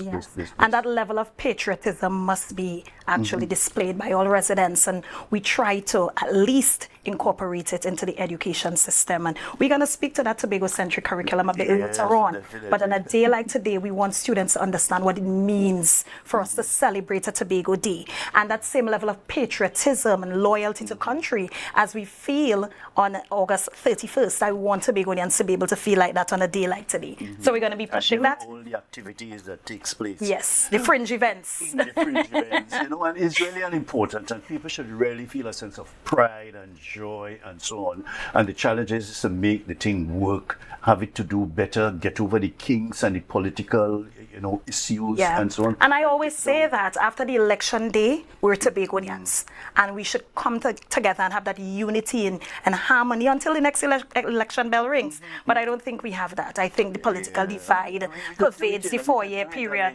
I really did it when I contested. That was in '84, the second election. Yes. And I won Calendar. And to tell you, the relationship between myself and Calendar has been one of exemplar. You know, politicians of different parties, you know, work together and doing things and consulting with each other and getting each other advice on so many things up to today. And that's good. You know? But you know, as you're saying that, I did some research and I realized that when you contested that 1984 election, your electoral district resembled, the electoral districts more resembled the current construct that they did in the construct before January 2050 election. So the Bethesda Lekoto seat as it is now is the polling stations that comprise. And the Blackrock, and the Plymouth Blackrock, well, it was called Plymouth Wim, but it's the same polling station. So it's as if we've reverted to the original THA in some regards. It was bigger than no. In some regards. You mean the space, the area to cover, the electoral district itself. Yes, it was. Yeah. But of course, the population has to start this thing, you know, we have a limited amount of time and so on, and we want to get in as much thing, and we want people to know you, know where you came from, and know why everybody's so proud of you coming from this place called Plymouth. Some people say Barrick. That's the my beloved name, eh? Oh yes. And tell us about the day. One day I home and I hear in a Willie in Plymouth, and it sounds like you're coming from Plymouth School, Plymouth Anglican School, some years ago. I talking about Willie, what's going on? I said something like some jubilation. It was like a June, 1990 something. Yeah, boy. So if you're talking about that day, I guess it's Common Entrance Day you're talking about. So Phyllis Armstrong was the principal of Plymouth Anglican in those days. We called it by the parish name, so it's St. David's Anglican. And I remember her going off to the Division of Education and coming back with this wrong envelope. And in those days, we pulled the screens away. I think you all called it manning the blinds. So we pulled the screens away, and we had a stage where post-primary was. And, you know, she was like, I have these results. I think that particular year, 16 students. We had a really small student population in those days. 16 students sat the exam. And she came back very stern. That's the type of principal she was, eh? Very stern, but very loving at the same time. Very stern, not everyone passed. Not everyone passed. Days you have to be passed. You have to be passed. Yes. So not everyone passed. And you know, there would be some resits and so on. Some students who had attained the age already would have to go. She gave this long lecture first. You would have to go to standard 6 or post-primary, right? And, you know, I'm there very nervous because I spent 2 years in standard 5. You're too young to do it. And, you know, and the same thing persists at this time. We have to rectify that. If we're into accelerated learning, we have to treat with that. But I spent 2 years in standard 5. And she was one of the principals that really pushed us. I remember her asking my mom if she could put the first choice as Bishop's Anstine, Trinidad, and St. Joseph's, because she had done that the year before with Corey Williams. I don't know if you remember Corey Williams, Fishbrain's son. And he had passed for QRC. You remember that? Right. So she really, really pushed us. And I remember her standing on the stage, and you usually go in alphabetical order when you're calling out these results. And she jumped over H. She went on, got all the way to W, Winchester. Janelle Winchester was in class with me. And I'm like, what's going on here, you know? And then she was like, little Miss Parakeet, come on stage.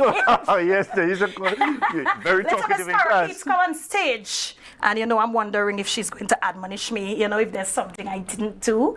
And the it was because I had passed for my first choice, Bishop's High School. And what had happened? Plymouth Anglican had not had a Bishop's High School pass for about 5 years. Yeah?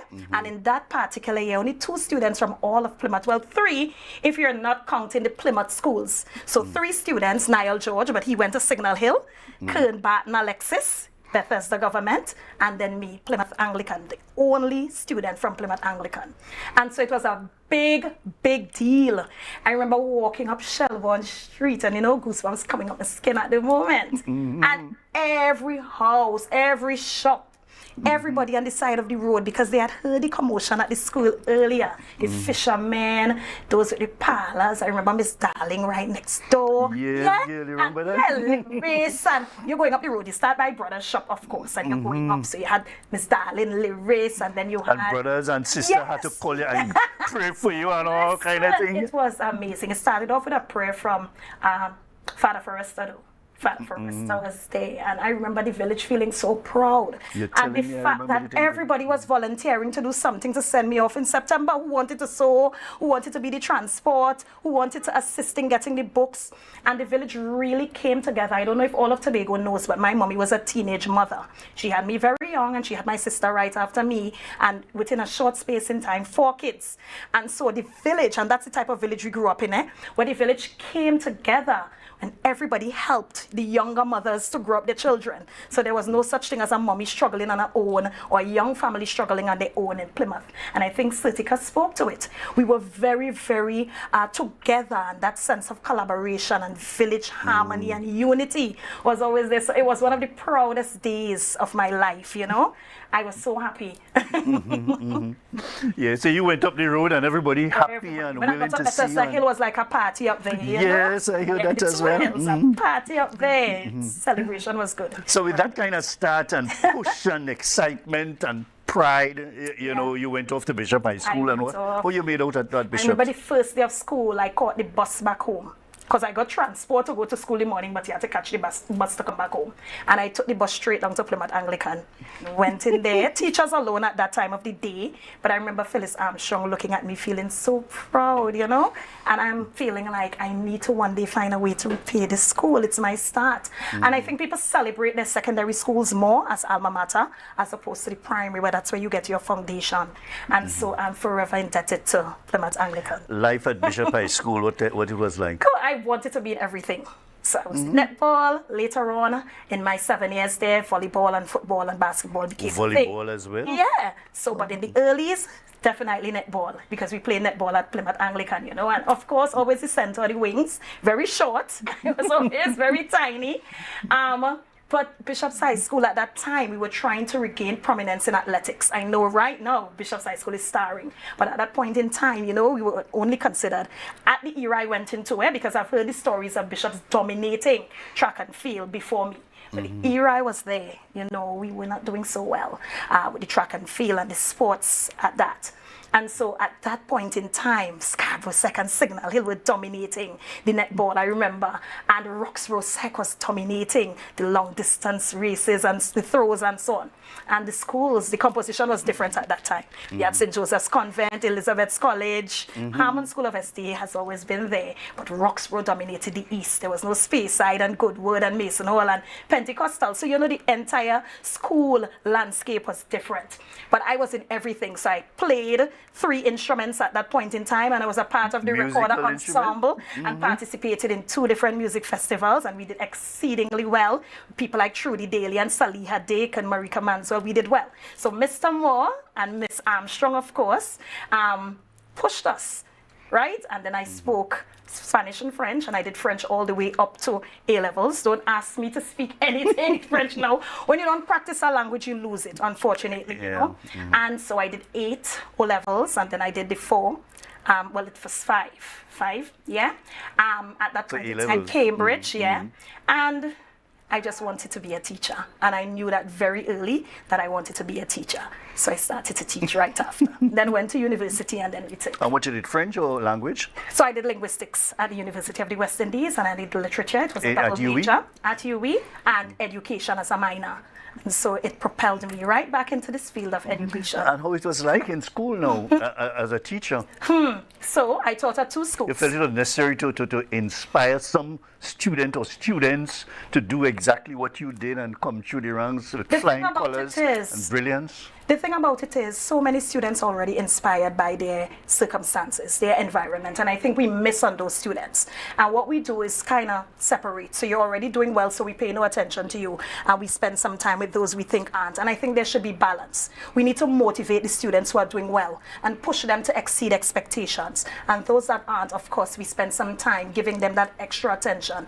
And it's the same today. I think we don't focus as much as on accelerated students as we do on those that we consider to be remedial. And I want a system that celebrates greatness and excellence in the same way we push students towards that point. And so just as I spoke about the accelerated learner before and the fact that we've been lagging behind, when that's the global trend now, to push students. You have in other jurisdictions, students at the age of 16 already walking through the gates of university. And here we have an archaic system that has you having to be 11 to write an exam. I was just about to talk about that, the same just last accelerated... week, I was at the house last week, Thursday, when we had that youth debate. And a 10-year-old walked up to me. My mom wants to see you, Belgarden Anglican. And she's telling me she has to repeat Standard 5 in the same way I had to, because she's 10 years old and she wouldn't turn 11 until she's in first form. Excellent, excellent, excellent student. When I did the research and saw her grades. And my thing is, as a society, we have to come out of that. You have to be this particular age to cross this particular milestone, you know? It has to spark a national conversation because, again, upon research, the SEA exam must be done at a particular time because you're not supposed to be a particular it sounds so foolish and unproductive. Correct. And not progressive. Correct. And how you could have an exam to fit all standards and all ages. And you're holding back children because they're too brilliant, and that is what you're trying to progress and push as a society. And so what prevents that from changing right now? Listen to me, it's national policy. And the thing about it is, you know, I love pushing envelopes, right? I've already started having the conversation with the Chief Secretary. It's going to spark national conversation. Legislation would have to change. Policies would have to change. The good thing is Act 40 of 1996 gives us some authority. A lot of authority over especially in relation to policy. Yes, as it relates to policy. The thing is, if there's a national policy, you know, it subsumes. The THA policy is subsumed under that national policy, and that's the challenge. But how far is your discussion going? Just Listen, talk. No, I realize that's one of your pet peeves. Mr. McFarlane, let me tell you something I've learned very early as a politician, to move in silence. So you let the public be aware of the steps you're taking. You let the public know what that end game is, but every single step of the way, because you're held to such a high standard, and because your word can be used against you when it comes to dates and deadlines and so on. We have been working on some things in silence, and this is one.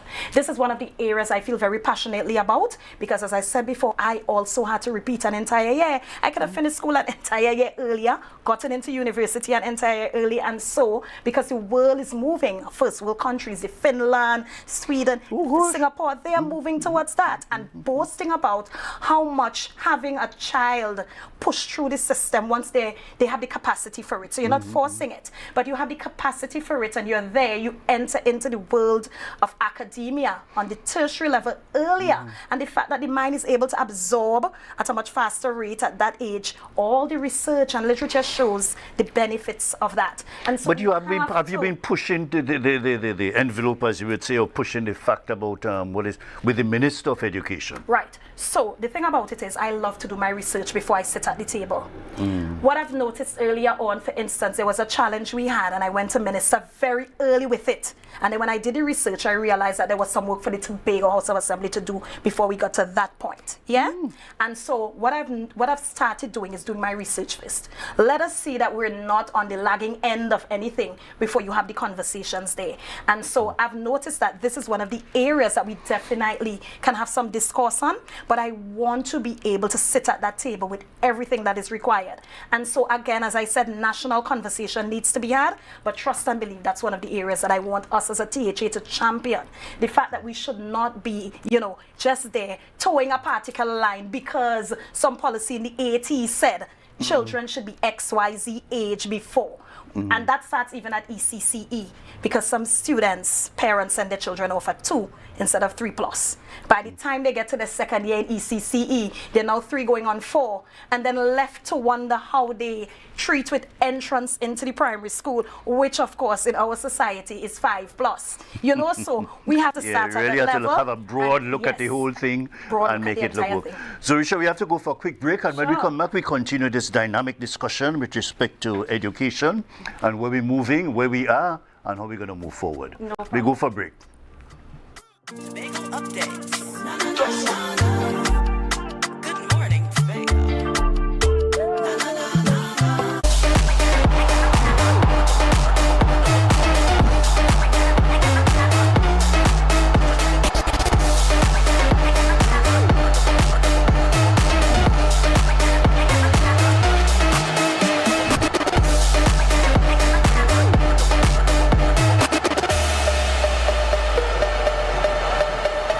You can now get whatever you need whenever you need it anywhere in Tobago with Tobago. Your meals, medication, groceries, and shopping all delivered directly to you. No more hassle, no more stress. Get the Tobago app today on Google Play or Apple App Store. That's TAPPOGO, and let us deliver to you. Check our website at www.tapogo.app or call the experts at 494-TOGO and 484-4746. Tobago. Relax. We will get it to you. Tobago's at your service. At JK Tech, we bring technology to your doorstep. From cutting-edge laptops to reliable printers, we've got it all. Nationwide delivery and a new website for easy online ordering. JK Tech is your one-stop shop for your electronics and computer needs. Carrying top brands such as Acer, Samsung, HP, and much more.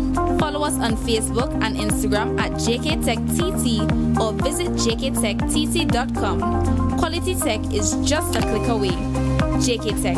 Evaluate your shopping experience, your tech, your way. Call or WhatsApp 383-2651. Shop smart, shop JK Tech.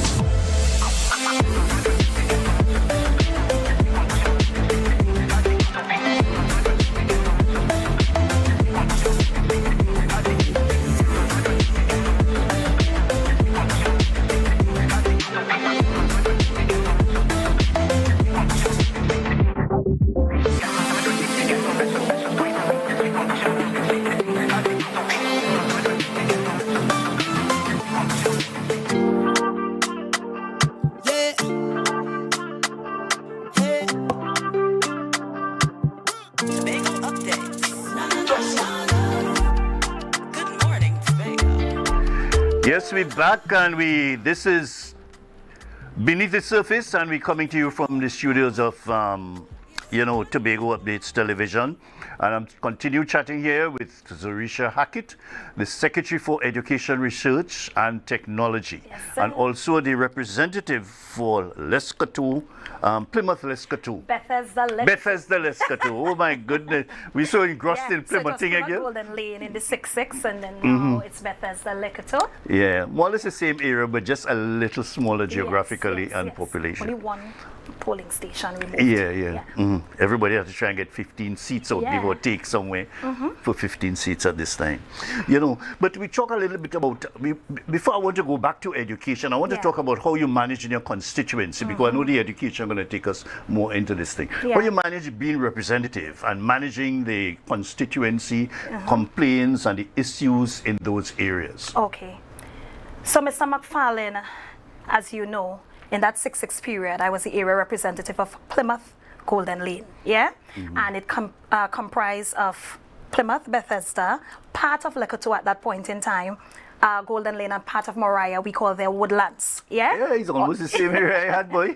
Yeah, and so in that period, that 6-6 period, I always say, we had the opportunity to spend, the 6 of us on this side, we had the opportunity to spend all day, every day on the ground.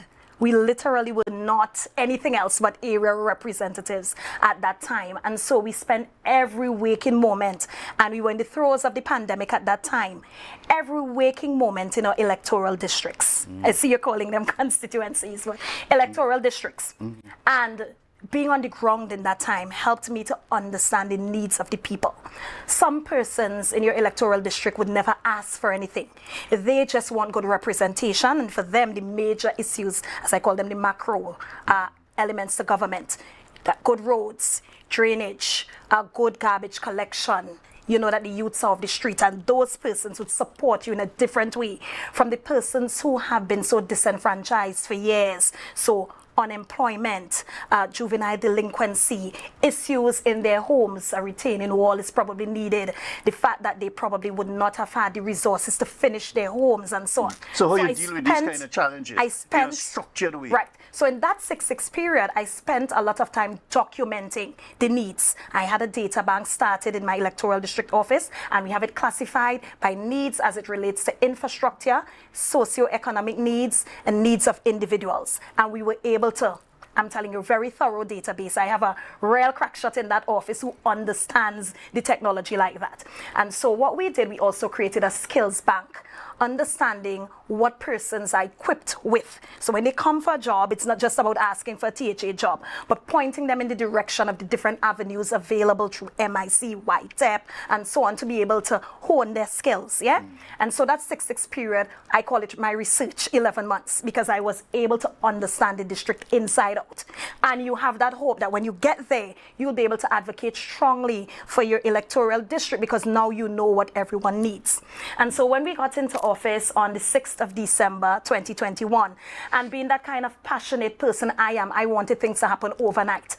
And I think I kind of inspired my electoral district to also hope and want more, because they saw how much I had been advocating for them in that 6-6 period. And let me tell you, you think you can wave a magic wand overnight and everything happens because you're in governance, and that's not the case. And that is because, of course, the politician is still, you know, not able to manipulate, if that's the word, manage to craft the bureaucratic system of the public service.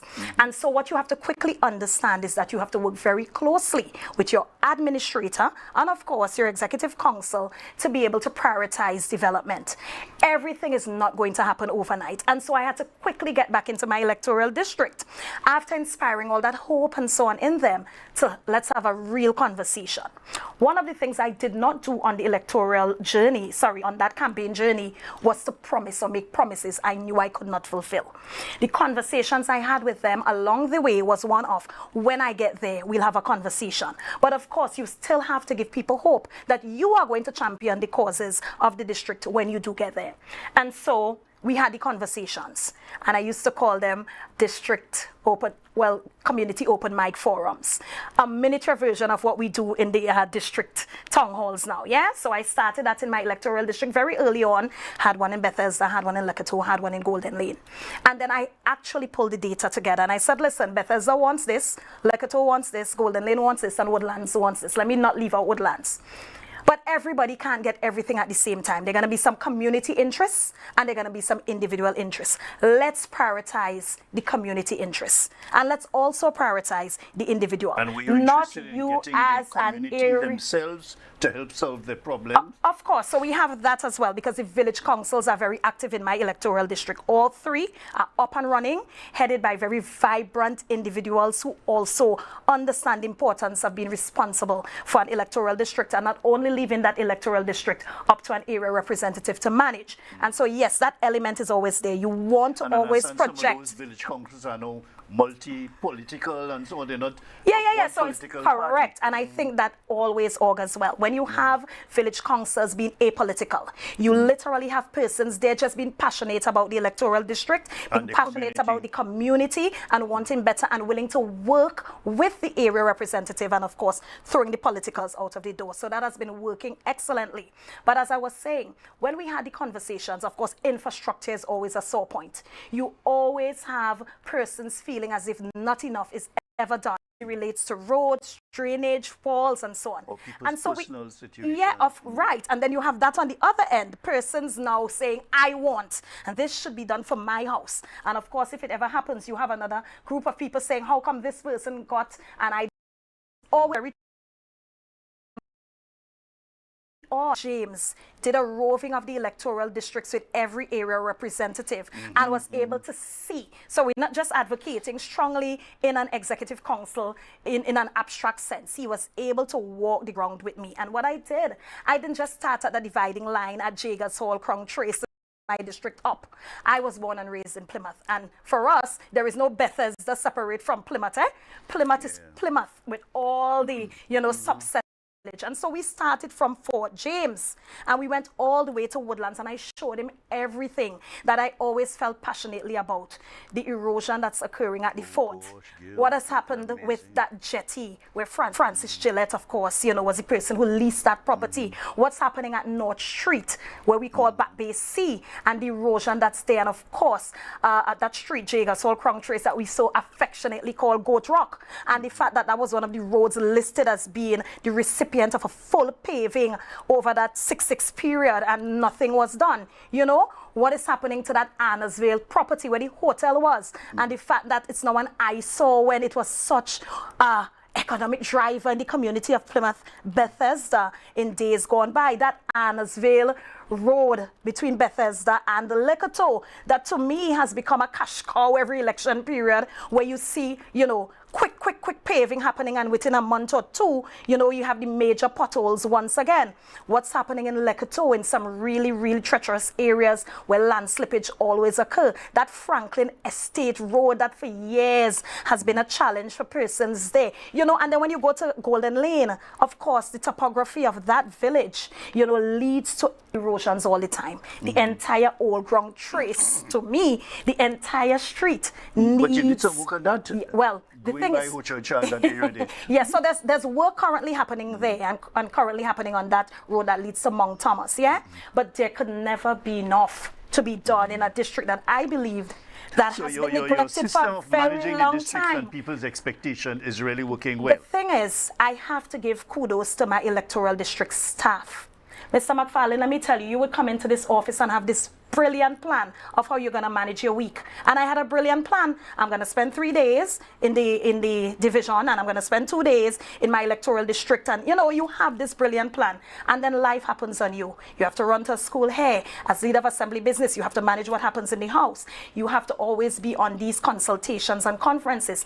And I have been one of the secretaries of education, and I pride myself in it, to always reach out and have these conversations with stakeholders. I've been having so many conversations with our stakeholders, our boards, having the conversations with our schools, having the conversations with tertiary institutions.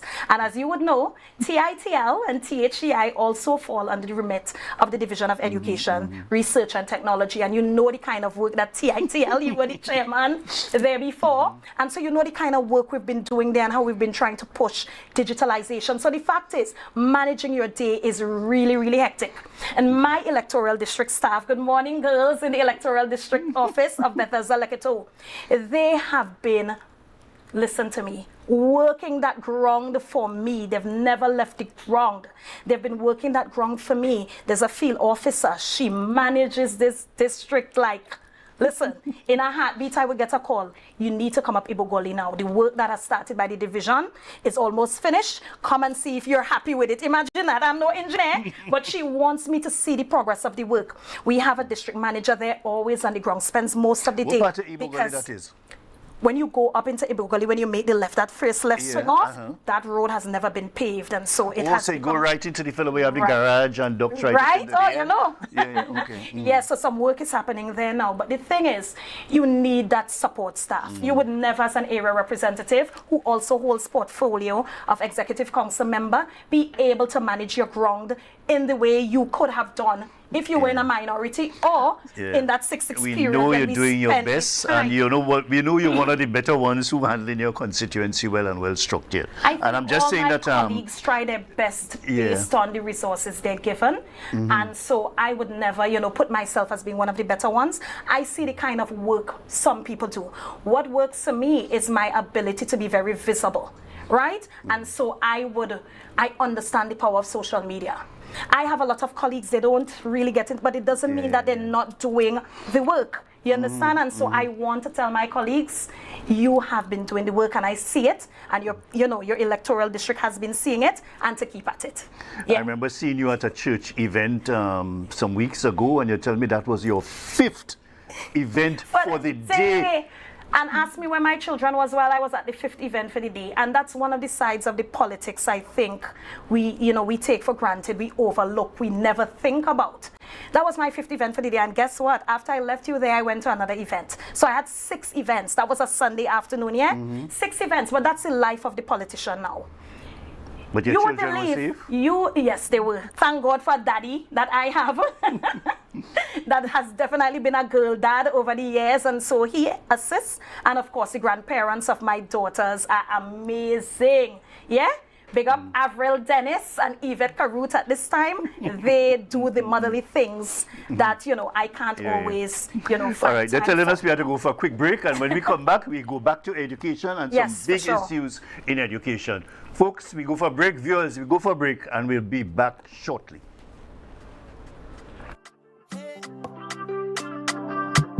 Tobago updates. Good morning, Tobago.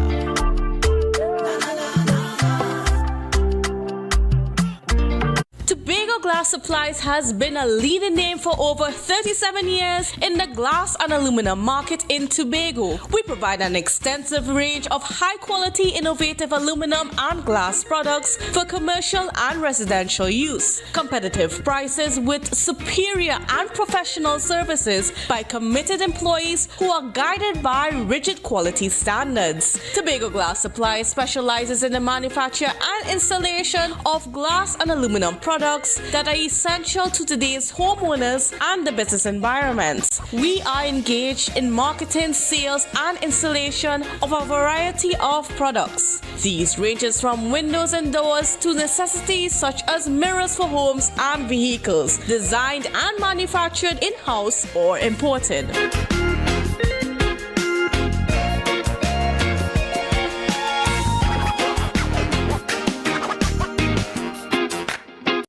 So your car break down. Oh, no, not again. And you're worried paying a wrecker could mean a pocket breakdown too. But when you're insured with Tatil, no stress. Yes! A Tatil motor policy has lots of benefits that protect your pocket, like free roadside assistance. That's free 24/7 every time, as many times as you need. Tatil, where people are people. A member of the Ansa McCall Group.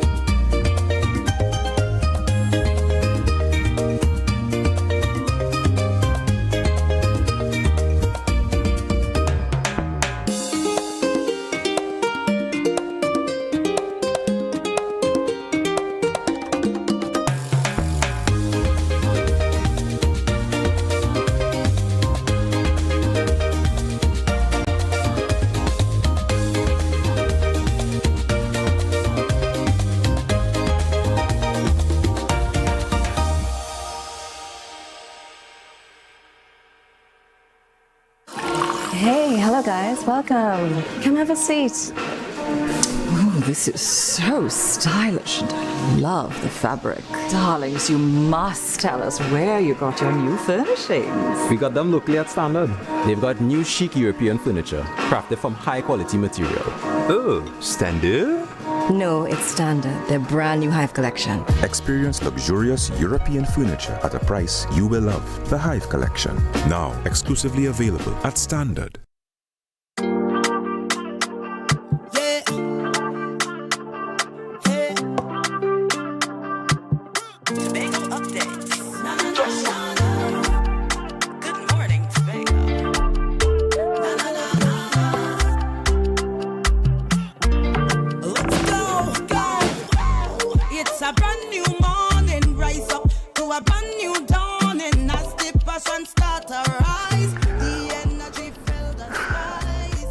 Be back here at Tobago Updates Television, and this is Beneath the Surface. And Zorisha Hackett is here with us, the representative for Bethesda Lescoto. And on your other responsibility, which is education, we want to touch a little bit about that and spending 20 minutes doing that and touching on some very important issues. We have to give them some time. Certainly. You know, maybe about 3 or 4 minutes for each particular issue that I want to chat here with you. First is the system. Are you happy with this, the education system? Does it really deal with pushing people and getting them to be well-rounded citizens? Or are we concerned that the thing is, as you said earlier, examination-centered and so on? You happy with the system? No, I'm not. If we really want to educate people and bring them to another level? Admittedly, Mr. McFarlane, no. I think our education system is too exam-focused. It's focused on finishing a curriculum for a particular examination date, and everything that it means to be a well-rounded global citizen, in my opinion, is not given the attention required. And so, even as a teacher, I saw students, slipping through the cracks because you're unable to, as one teacher with a class of, say, 40 students, able to reach every student in the traditional sense of our classrooms. And the fact that because it's so exam-focused and timeline-based, you are unable to do everything else that is required to, as I said before, ensure that you foster that well-rounded global citizen. And so one of the first things I did with my team at DIRTEC upon assuming this role is have the conversation as to where we really want education to go in Tobago. And that is because, and it's not because we're pushing division. A serious assessment of the present situation. So that's the first thing we did, had a conversation. Because not only the secretary should be involved or passionate about educational reform, you have to see what your technocrats are also feeling. Because of course, with change management, we always forget the students. With change management, you have to ensure that every element is on board. You can't be the one wanting this change and no one else is on board with you. And so you're very correct. I was in a school where you saw some brilliant students when it came to doing things with their hands. So the artist goes into the metal work, the technical drawing and so on. But in other areas, they would lag behind. And then the opposite obtained with some students very, very brilliant, let's say in the languages or so. But if it came to track and field or sport or any type of physical activity, they were not. And then you would have the rare cases of the balanced student. The student was able to marry both the academics with the extracurricular, and they excelled all the way. And you always aim for that balance. But of course, everyone has different talents. But Mr. McFarlane, if you... dual system, the dual track system. That's the thing. And the dual track can be because person X isn't good with the books. Let's shove them over into this direction of the tech voc. I have done research on, again, you look at best practices globally. And when you look at the Finnish system, for instance, dual track is a real thing. You don't come into a classroom and because you're really good at this, we don't push you there, or you're really good. You are actually given opportunities to pursue both tracks. And they're given equal prominence, equal attention, equal funding and resources allocated. And most importantly, the reward system is equal.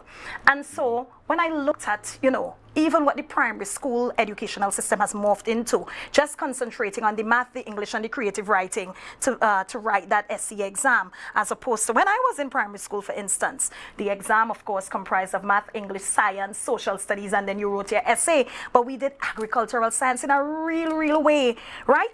physical education in an extensive way, the religious education, of course, because I went to an Anglican primary school, and other elements. We were able to do some things in terms of cooking, understand the life skills, ethics, and all of that was a part of it. You understand what it meant to be a good citizen, right? You live in a village, what was expected of you, respecting elders and so on. And I think we have moved too far away from that. And that, to me, is what true education should mean. Not just about coming out of school after 5 years or so with a certificate saying grade 1 or 2 in math and English, yeah? And so we started having... And the boy who is so skilled in mechanic or fixing a vehicle or repairing air condition, even at a primary or secondary, he don't get no attention at all. You look down upon him, you know? And so mindsets need to shift. And I always say that for mindsets to be shifted, people need to understand, as you said, assess the situation. And so the conversations, technical advisor and Natasha second, of course, we had the conversations of where we're at, where we need to be, and how to get there, how you bridge that gap. And so the Tobago-centric curriculum, which was one of the areas we spoke to extensively on the campaign trail. Again, you can't just come and just wake up today and say, we're starting the Tobago-centric curriculum from tomorrow. That is not the case. Because we're still an exam-based society, and for us to move away from that, it's going to take some time. But in order to harness what is required, you need to do the background work. If you speak to any 8-year-old right now and you ask them who was the first chief secretary of the Tobago House of Assembly versus the first chairman, they may be confused. What is the difference between chairman? When did we have chairman? When did we move to chief secretary? And what, propelled the THA into that? We don't know. But if you go in other countries, that's something that they feel very prideful of, and that pushes patriotism as well. If you ask what's the largest or the highest mountain peak here on the island, and when we went to school, these things were second nature. It was Pigeon Peak. You understood where the largest brain coral was. You knew nationally, of course, who was the first president, and these were things we knew. It was second nature, and we've lost that. But more than that, Mr. McFarlane, our culture and the arts, the tambourine, yeah, the fiddle, these things that we actually have promoted in our Heritage Festival. You shouldn't just want to be exposed to it. We have to be intentional with some of these things to ensure that we do not lose these parts of our historical legacy, yeah? And so we have to make a concerted effort as a division of education, and we're tasked with that responsibility to intentionally incorporate these elements into the curriculum. And so the Tobago-centric curriculum is not going to be overnight, because we've pulled 12 main elements that we need to push in that regard. And those elements must be, of course, engaged by persons who are experts at this. So you have 12 areas? 12 particular areas, yeah, including entrepreneurship and financial literacy. That's one component. That is at what level? So that's the thing. We pulled all the areas we saw after some consultation of where we want or who we want that Tobago child to look like, the identity of a Tobagonian on a global scale. And so these 12 areas, as I said before, health and wellness, entrepreneurship and financial literacy, there's history and civics, history, politics, and civics at that. There is music, culture, and the arts. There is health and wellness. There is innovation and technology. There is 12 areas, yeah? And so important each area, key areas, you must be committed for that. Important areas. But at what stage are you going to do that? From primary school? Well, that's the thing. When we started having the conversations, we realized that it should not even be from primary school, from as early as ECCE. Of course, when you manage this curriculum, you have to ensure that it's catered to each academic level, yeah? And so you can start exposing students to financial literacy from ECCE. As a matter of fact, a team from the Division of Finance and the Division of Education went to Amsterdam just a month ago to get into this conference of having students understand the importance of financial literacy, understanding what budgeting means, understanding money and how to spend it, how to save, how to make wise investments, and how you incorporate that in the curriculum to ensure that as global citizens, you understand how money works. So that's the thing. It's not just a primary school or secondary. The earlier, but the question will be asked, how you manage that in a situation, a live situation, a live a situation where it is just focused on passing this exam, and you're going to spend so much time dealing with civics, you're going to spend so much time dealing with the rainforest and these critical issues, and then you say you're wasting time because the city is dealing with the exam. I remember in that first mandate Monday when I announced that we're going to begin some consultations and research on the Tobago-centric curriculum, and the newspapers had the headlines all over. You know what was the public concern? How does all of that fit into a 5-day week? Yeah, with an 8 to 3 time frame. How does it fit in? And how do you still get the time to prepare students? With a final exams 5 years after that. So if it's primary school, it's SCA. And if it's secondary, it's the CSEC and then the CAPE. How do you? And that is going to be the hardest challenge. As an island, we need to come to that place where we utilize that authority vested in us in Act 40 of 1996, where we're responsible for education, including curriculum. It's there listed out as one of the 32, 33 plus areas. Yeah? And so that may mean that at one point in time, we as an island need to have the conversation if this type of education system is working for us. And this is what I was speaking to you about, pushing the envelope, because it's going to spark some national conversation. As Trinidad and Tobago, of course, when we get the directives from the Ministry of Education and we sit and of course we look at socioeconomic realities and context based on the fact that we have 2 different islands with different paths and so on, we need to have this strong advocacy that is going to speak to what we want a Tobago child to be able to be prepared for. And so that may mean, again, having to do some things differently. Is it just exam based and you want a child just being programmed to come out with some passes and not being able to critically think, to make real life decisions, to stand anywhere in the world and be able to speak to the history, the culture and everything that makes us Tobagonian? Or is it that, again, do you just want to program people for the workplace and they're unable to think outside of the box? And I think that what we're really aiming for is a global citizen who understands roles and responsibilities of being that global citizen, who understands what it means to be, although you're in a twin island republic, what that Tobago nature is, and to be able to stand anywhere in the world and be very proud of that. And so that is going to be our hardest challenge. How do we put everything into this package, ensure that they, of course, tested, because that qualification is still what the world uses to be able to move up, to have that upward mobility as we've projected. But we need to start pushing the envelope and changing mindsets and understanding the importance of becoming truly educated.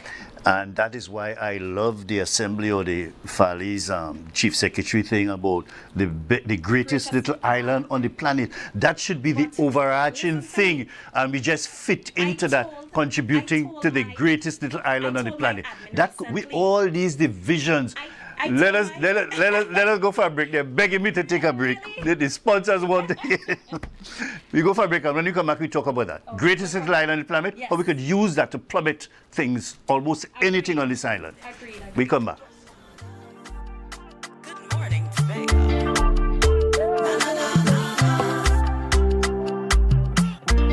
Let's go. It's a brand new morning. Rise up to a. This Christmas, speed is on us. Get up to 300 megabits per second of speed with our new Link Up Plus plan. Enjoy more speed, more channels, and free streaming for less. Plus, introducing Link Up More with up to 1 gig download speed. Download, stream, video call, share memes, and more. Get free installation when you sign up in-store or online today at discoverflow.co.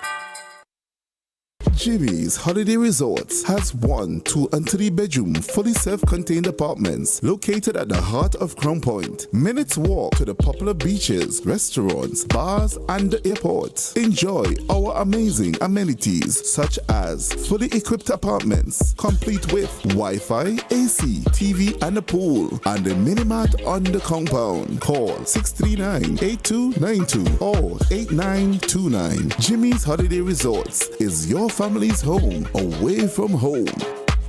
The Division of Settlements, Public Utilities and Rural Development has relocated its Crown Point office to Glen Road in Scarborough to better serve you, our clients. Our main office is located at the corner of Glen Road and Glen Road Branch Number 1, the building formerly occupied by Costa. Our grant and electrical inspectorate services can be accessed at Number 2 Montessori Drive in Glen Road, Building 1 and 2.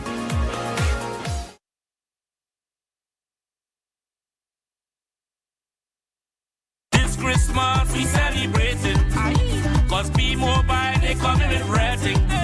So brace yourself for plenty prizes, cause this season will be the nice.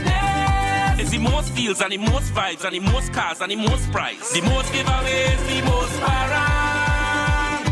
Having a Christmas season with B-Mobile. I want a Christmas season with B-Mobile. Bring the sorrel every toast to a Merry Christmas. Having a Christmas season with B-Mobile. Top up, buy a plan, sign up or pay your bills. Enjoy the best Tobago Christmas. B-Mobile. Life is on. Yeah. Hey. Tobago update. Good morning, Tobago.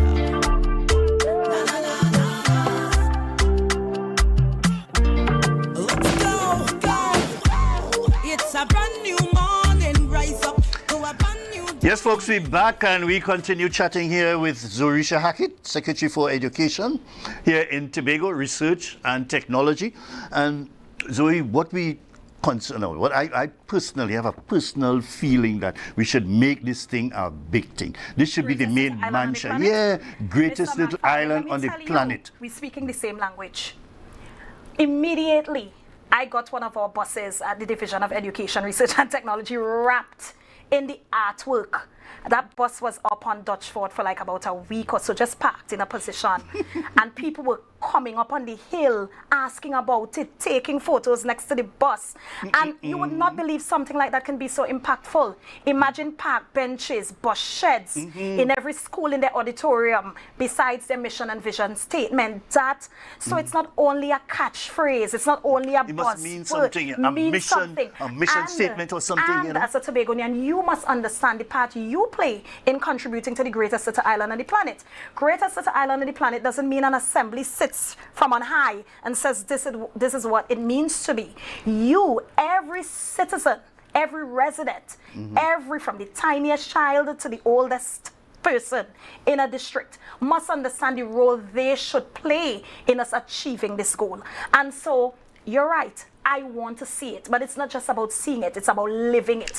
Exactly. Greatest little island on the planet is a really aspirational and inspirational slogan that makes you feel like, listen, to get here, we need to start here and work together to make it happen. And let me tell you, it's one of the things that if you notice, most of us when we end whatever we're speaking to and we're speaking from the heart, it comes so naturally just to tie off any conversation piece or any speaking point, because it's like you believe it.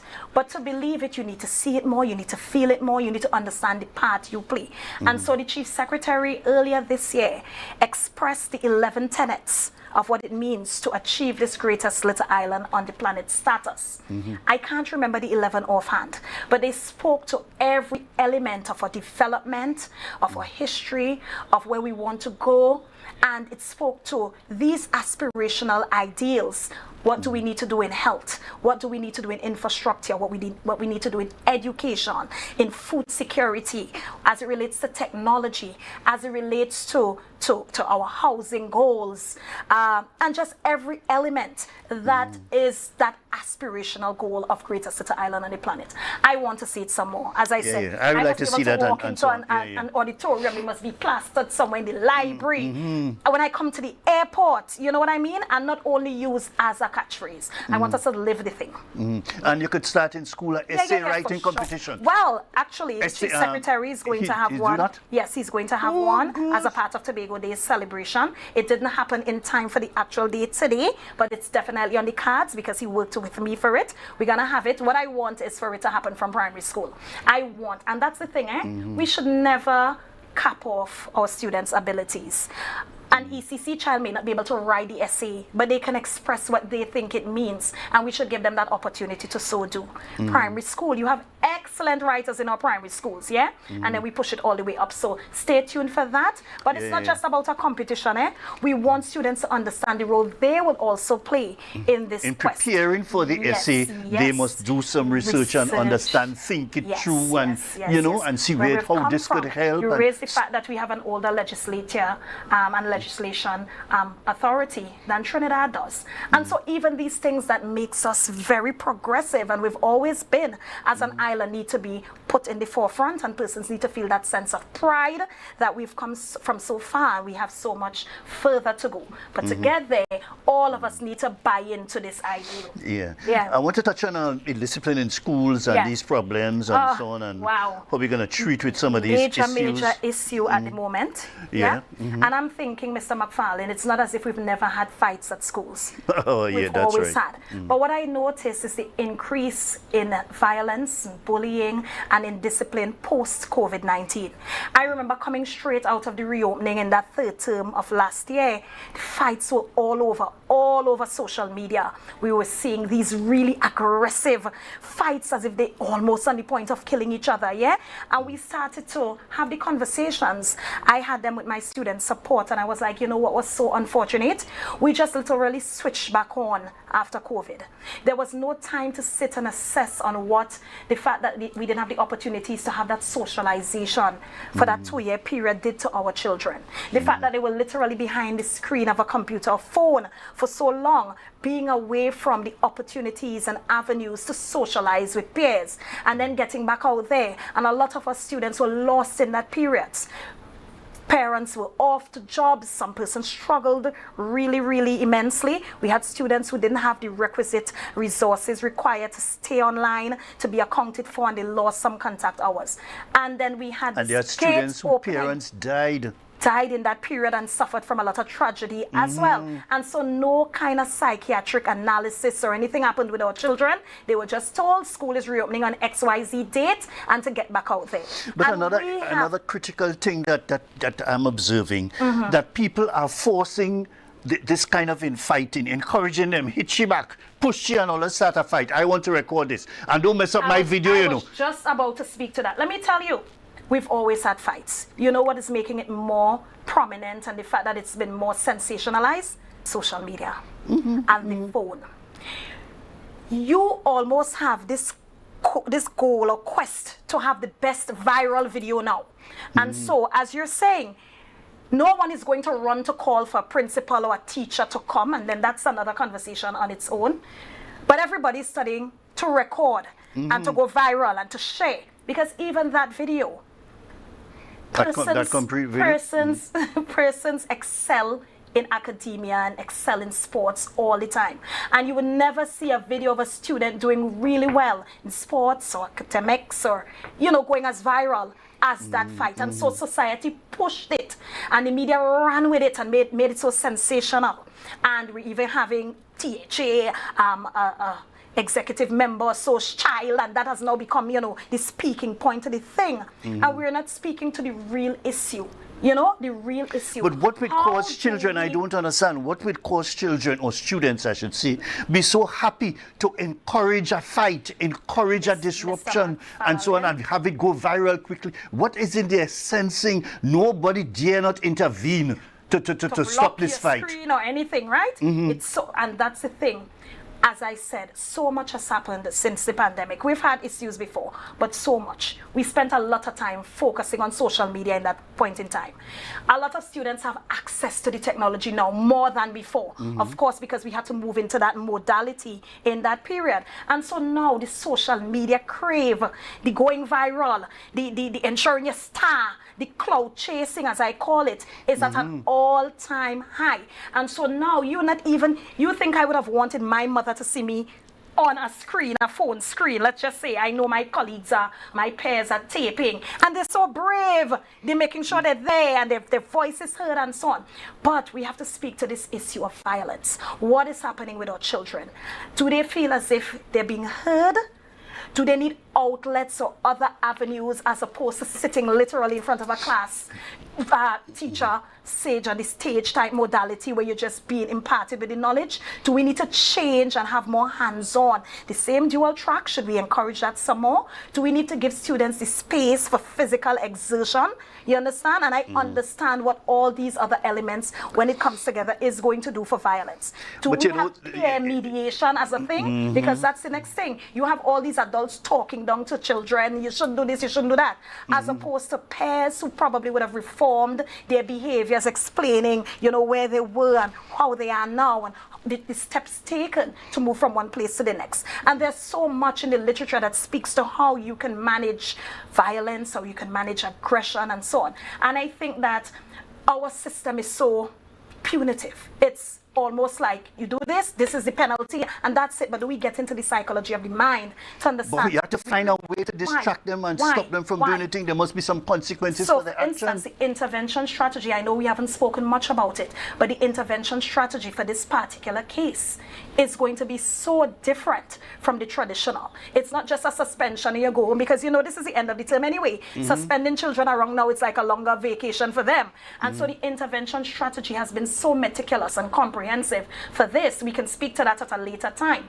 So comprehensive, and all the experts, all the stakeholders from Children's Authority to our Child Protection Unit or Student Support Services to have all sat down. This cannot be the regular suspend children for 7 days and they come back. But intervention needs to be more holistic and more reformative. Important intervention and looking at all areas, because you have a kind of double standard that I observe with parents telling the children, don't let nobody hit you, and not hit them back, because they will continue to bully you and so on. And they have a serious concern, you know. If you allow them to hit me and you may say nothing and we cry and you go to the principal and so on, they look at you as a punching bag. So there had to be some adjusting this double standard by parents. I know there's a serious incident some years ago. A very prominent person tell the children that don't let nobody hit you and don't hit them back. And when the thing break out in Bishop's Rally, it happened some years ago. And this prominent teacher, they asked the child, well, why are you hitting and behaving like this? You don't have to hit back and so on. The child tell my mommy tell me to hit back, so not take we have no to laugh have the from larger nobody. conversation as it relates to parenting. Exactly. And what we encourage in a home also. I'm the Secretary of Education, and I have challenges with my children. I have an older daughter who, they're opposites. The older daughter is more reserved and so on. She wouldn't speak out as much. But when she speaks, she expresses it all. Very emotional and very passionate when she speaks. The younger one, you would know everything that's on her mind. The younger one is tougher. Nobody could, you know, try to advantage, as we say, advantage and so on. So I knew immediately I had to treat with these two daughters differently. I have to temper the younger one. I can't say if somebody hits you, hit them back, because she will hit them back. And she's going to proudly say that I defended myself. You understand? So you as a parent, you have to understand the temperaments of your children. And you have to also ensure that you're not encouraging a culture in the home, that when they go to that school, you understand, they're projecting that culture there. Because that's the thing. The conversations need to be had about parenting, how we manage what happens at home, how we manage what happens at school. Because, you know, children will have different personalities at home than the personalities they're going to have at school. And understanding that they represent themselves at the end of the day. You can make a child, but you can't make them mild. However, you have to understand that you have to have that culturalization in the home that is going to project those same values you're speaking to. And then with this education system that we want to improve on, we can have a continuation of that when they get to school. But it shouldn't be left up to the school to solely and wholly be responsible for that, engendering that, because you're going to have only in the school, right, that responsibility and no kind of enhancement or reinforcement in the home. And so, again, we need to have the conversations as to the role of the parent, and not just throwing the children into school and then being upset when school closes. Oh gosh, I had him now, as if it's not your responsibility, and hoping and praying for school to reopen whenever. every person in this, I call it the triangle, the child, the parent, the school, they have to understand their roles and responsibilities. The child also needs to understand that the parent or the school is going to have a part to play. But at the end of the day, those choices to be made would be made by you, the individual, and you must understand. And we have to find a way to have these parents play a critical role in the children upbringing.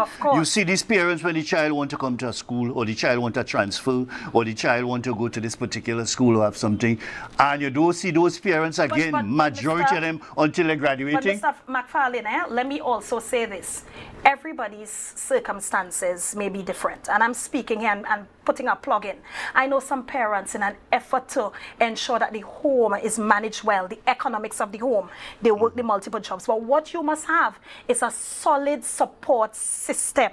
So you're not able to be there for one reason or the other, as I am not always able to be there. You see, your backup support system must be solid. So wherever you are able to fulfill a particular role, that grandparent, and you see, we're no longer into the extended families as much as we used to be before. We're having the nuclear, and we're having what we don't want, the single parent home, where one parent is struggling to ensure that that child but we need has to have that a system balance. to it.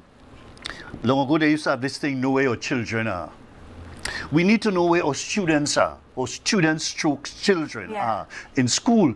I was in New York the other day. Where you all were, even if it was July, August. Exactly. My daddy told me Mr. Carrington would tell you if you walked on the wrong side of the street over the Easter holiday when it was no school.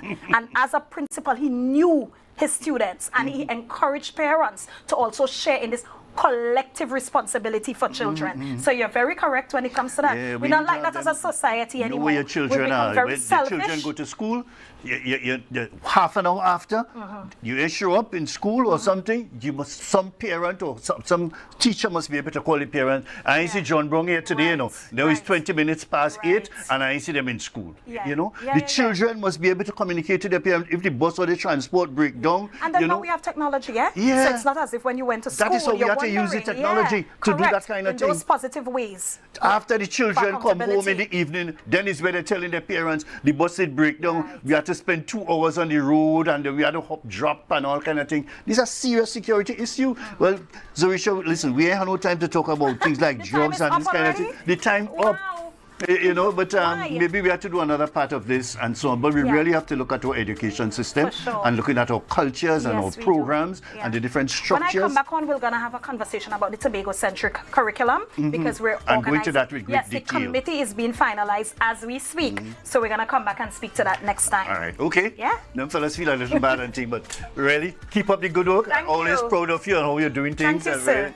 How you articulate it was a pleasure and so being on. here. Yeah, really a pleasure being here as well, and very enlightening. Keep up the good work. Thank you, sir. All right.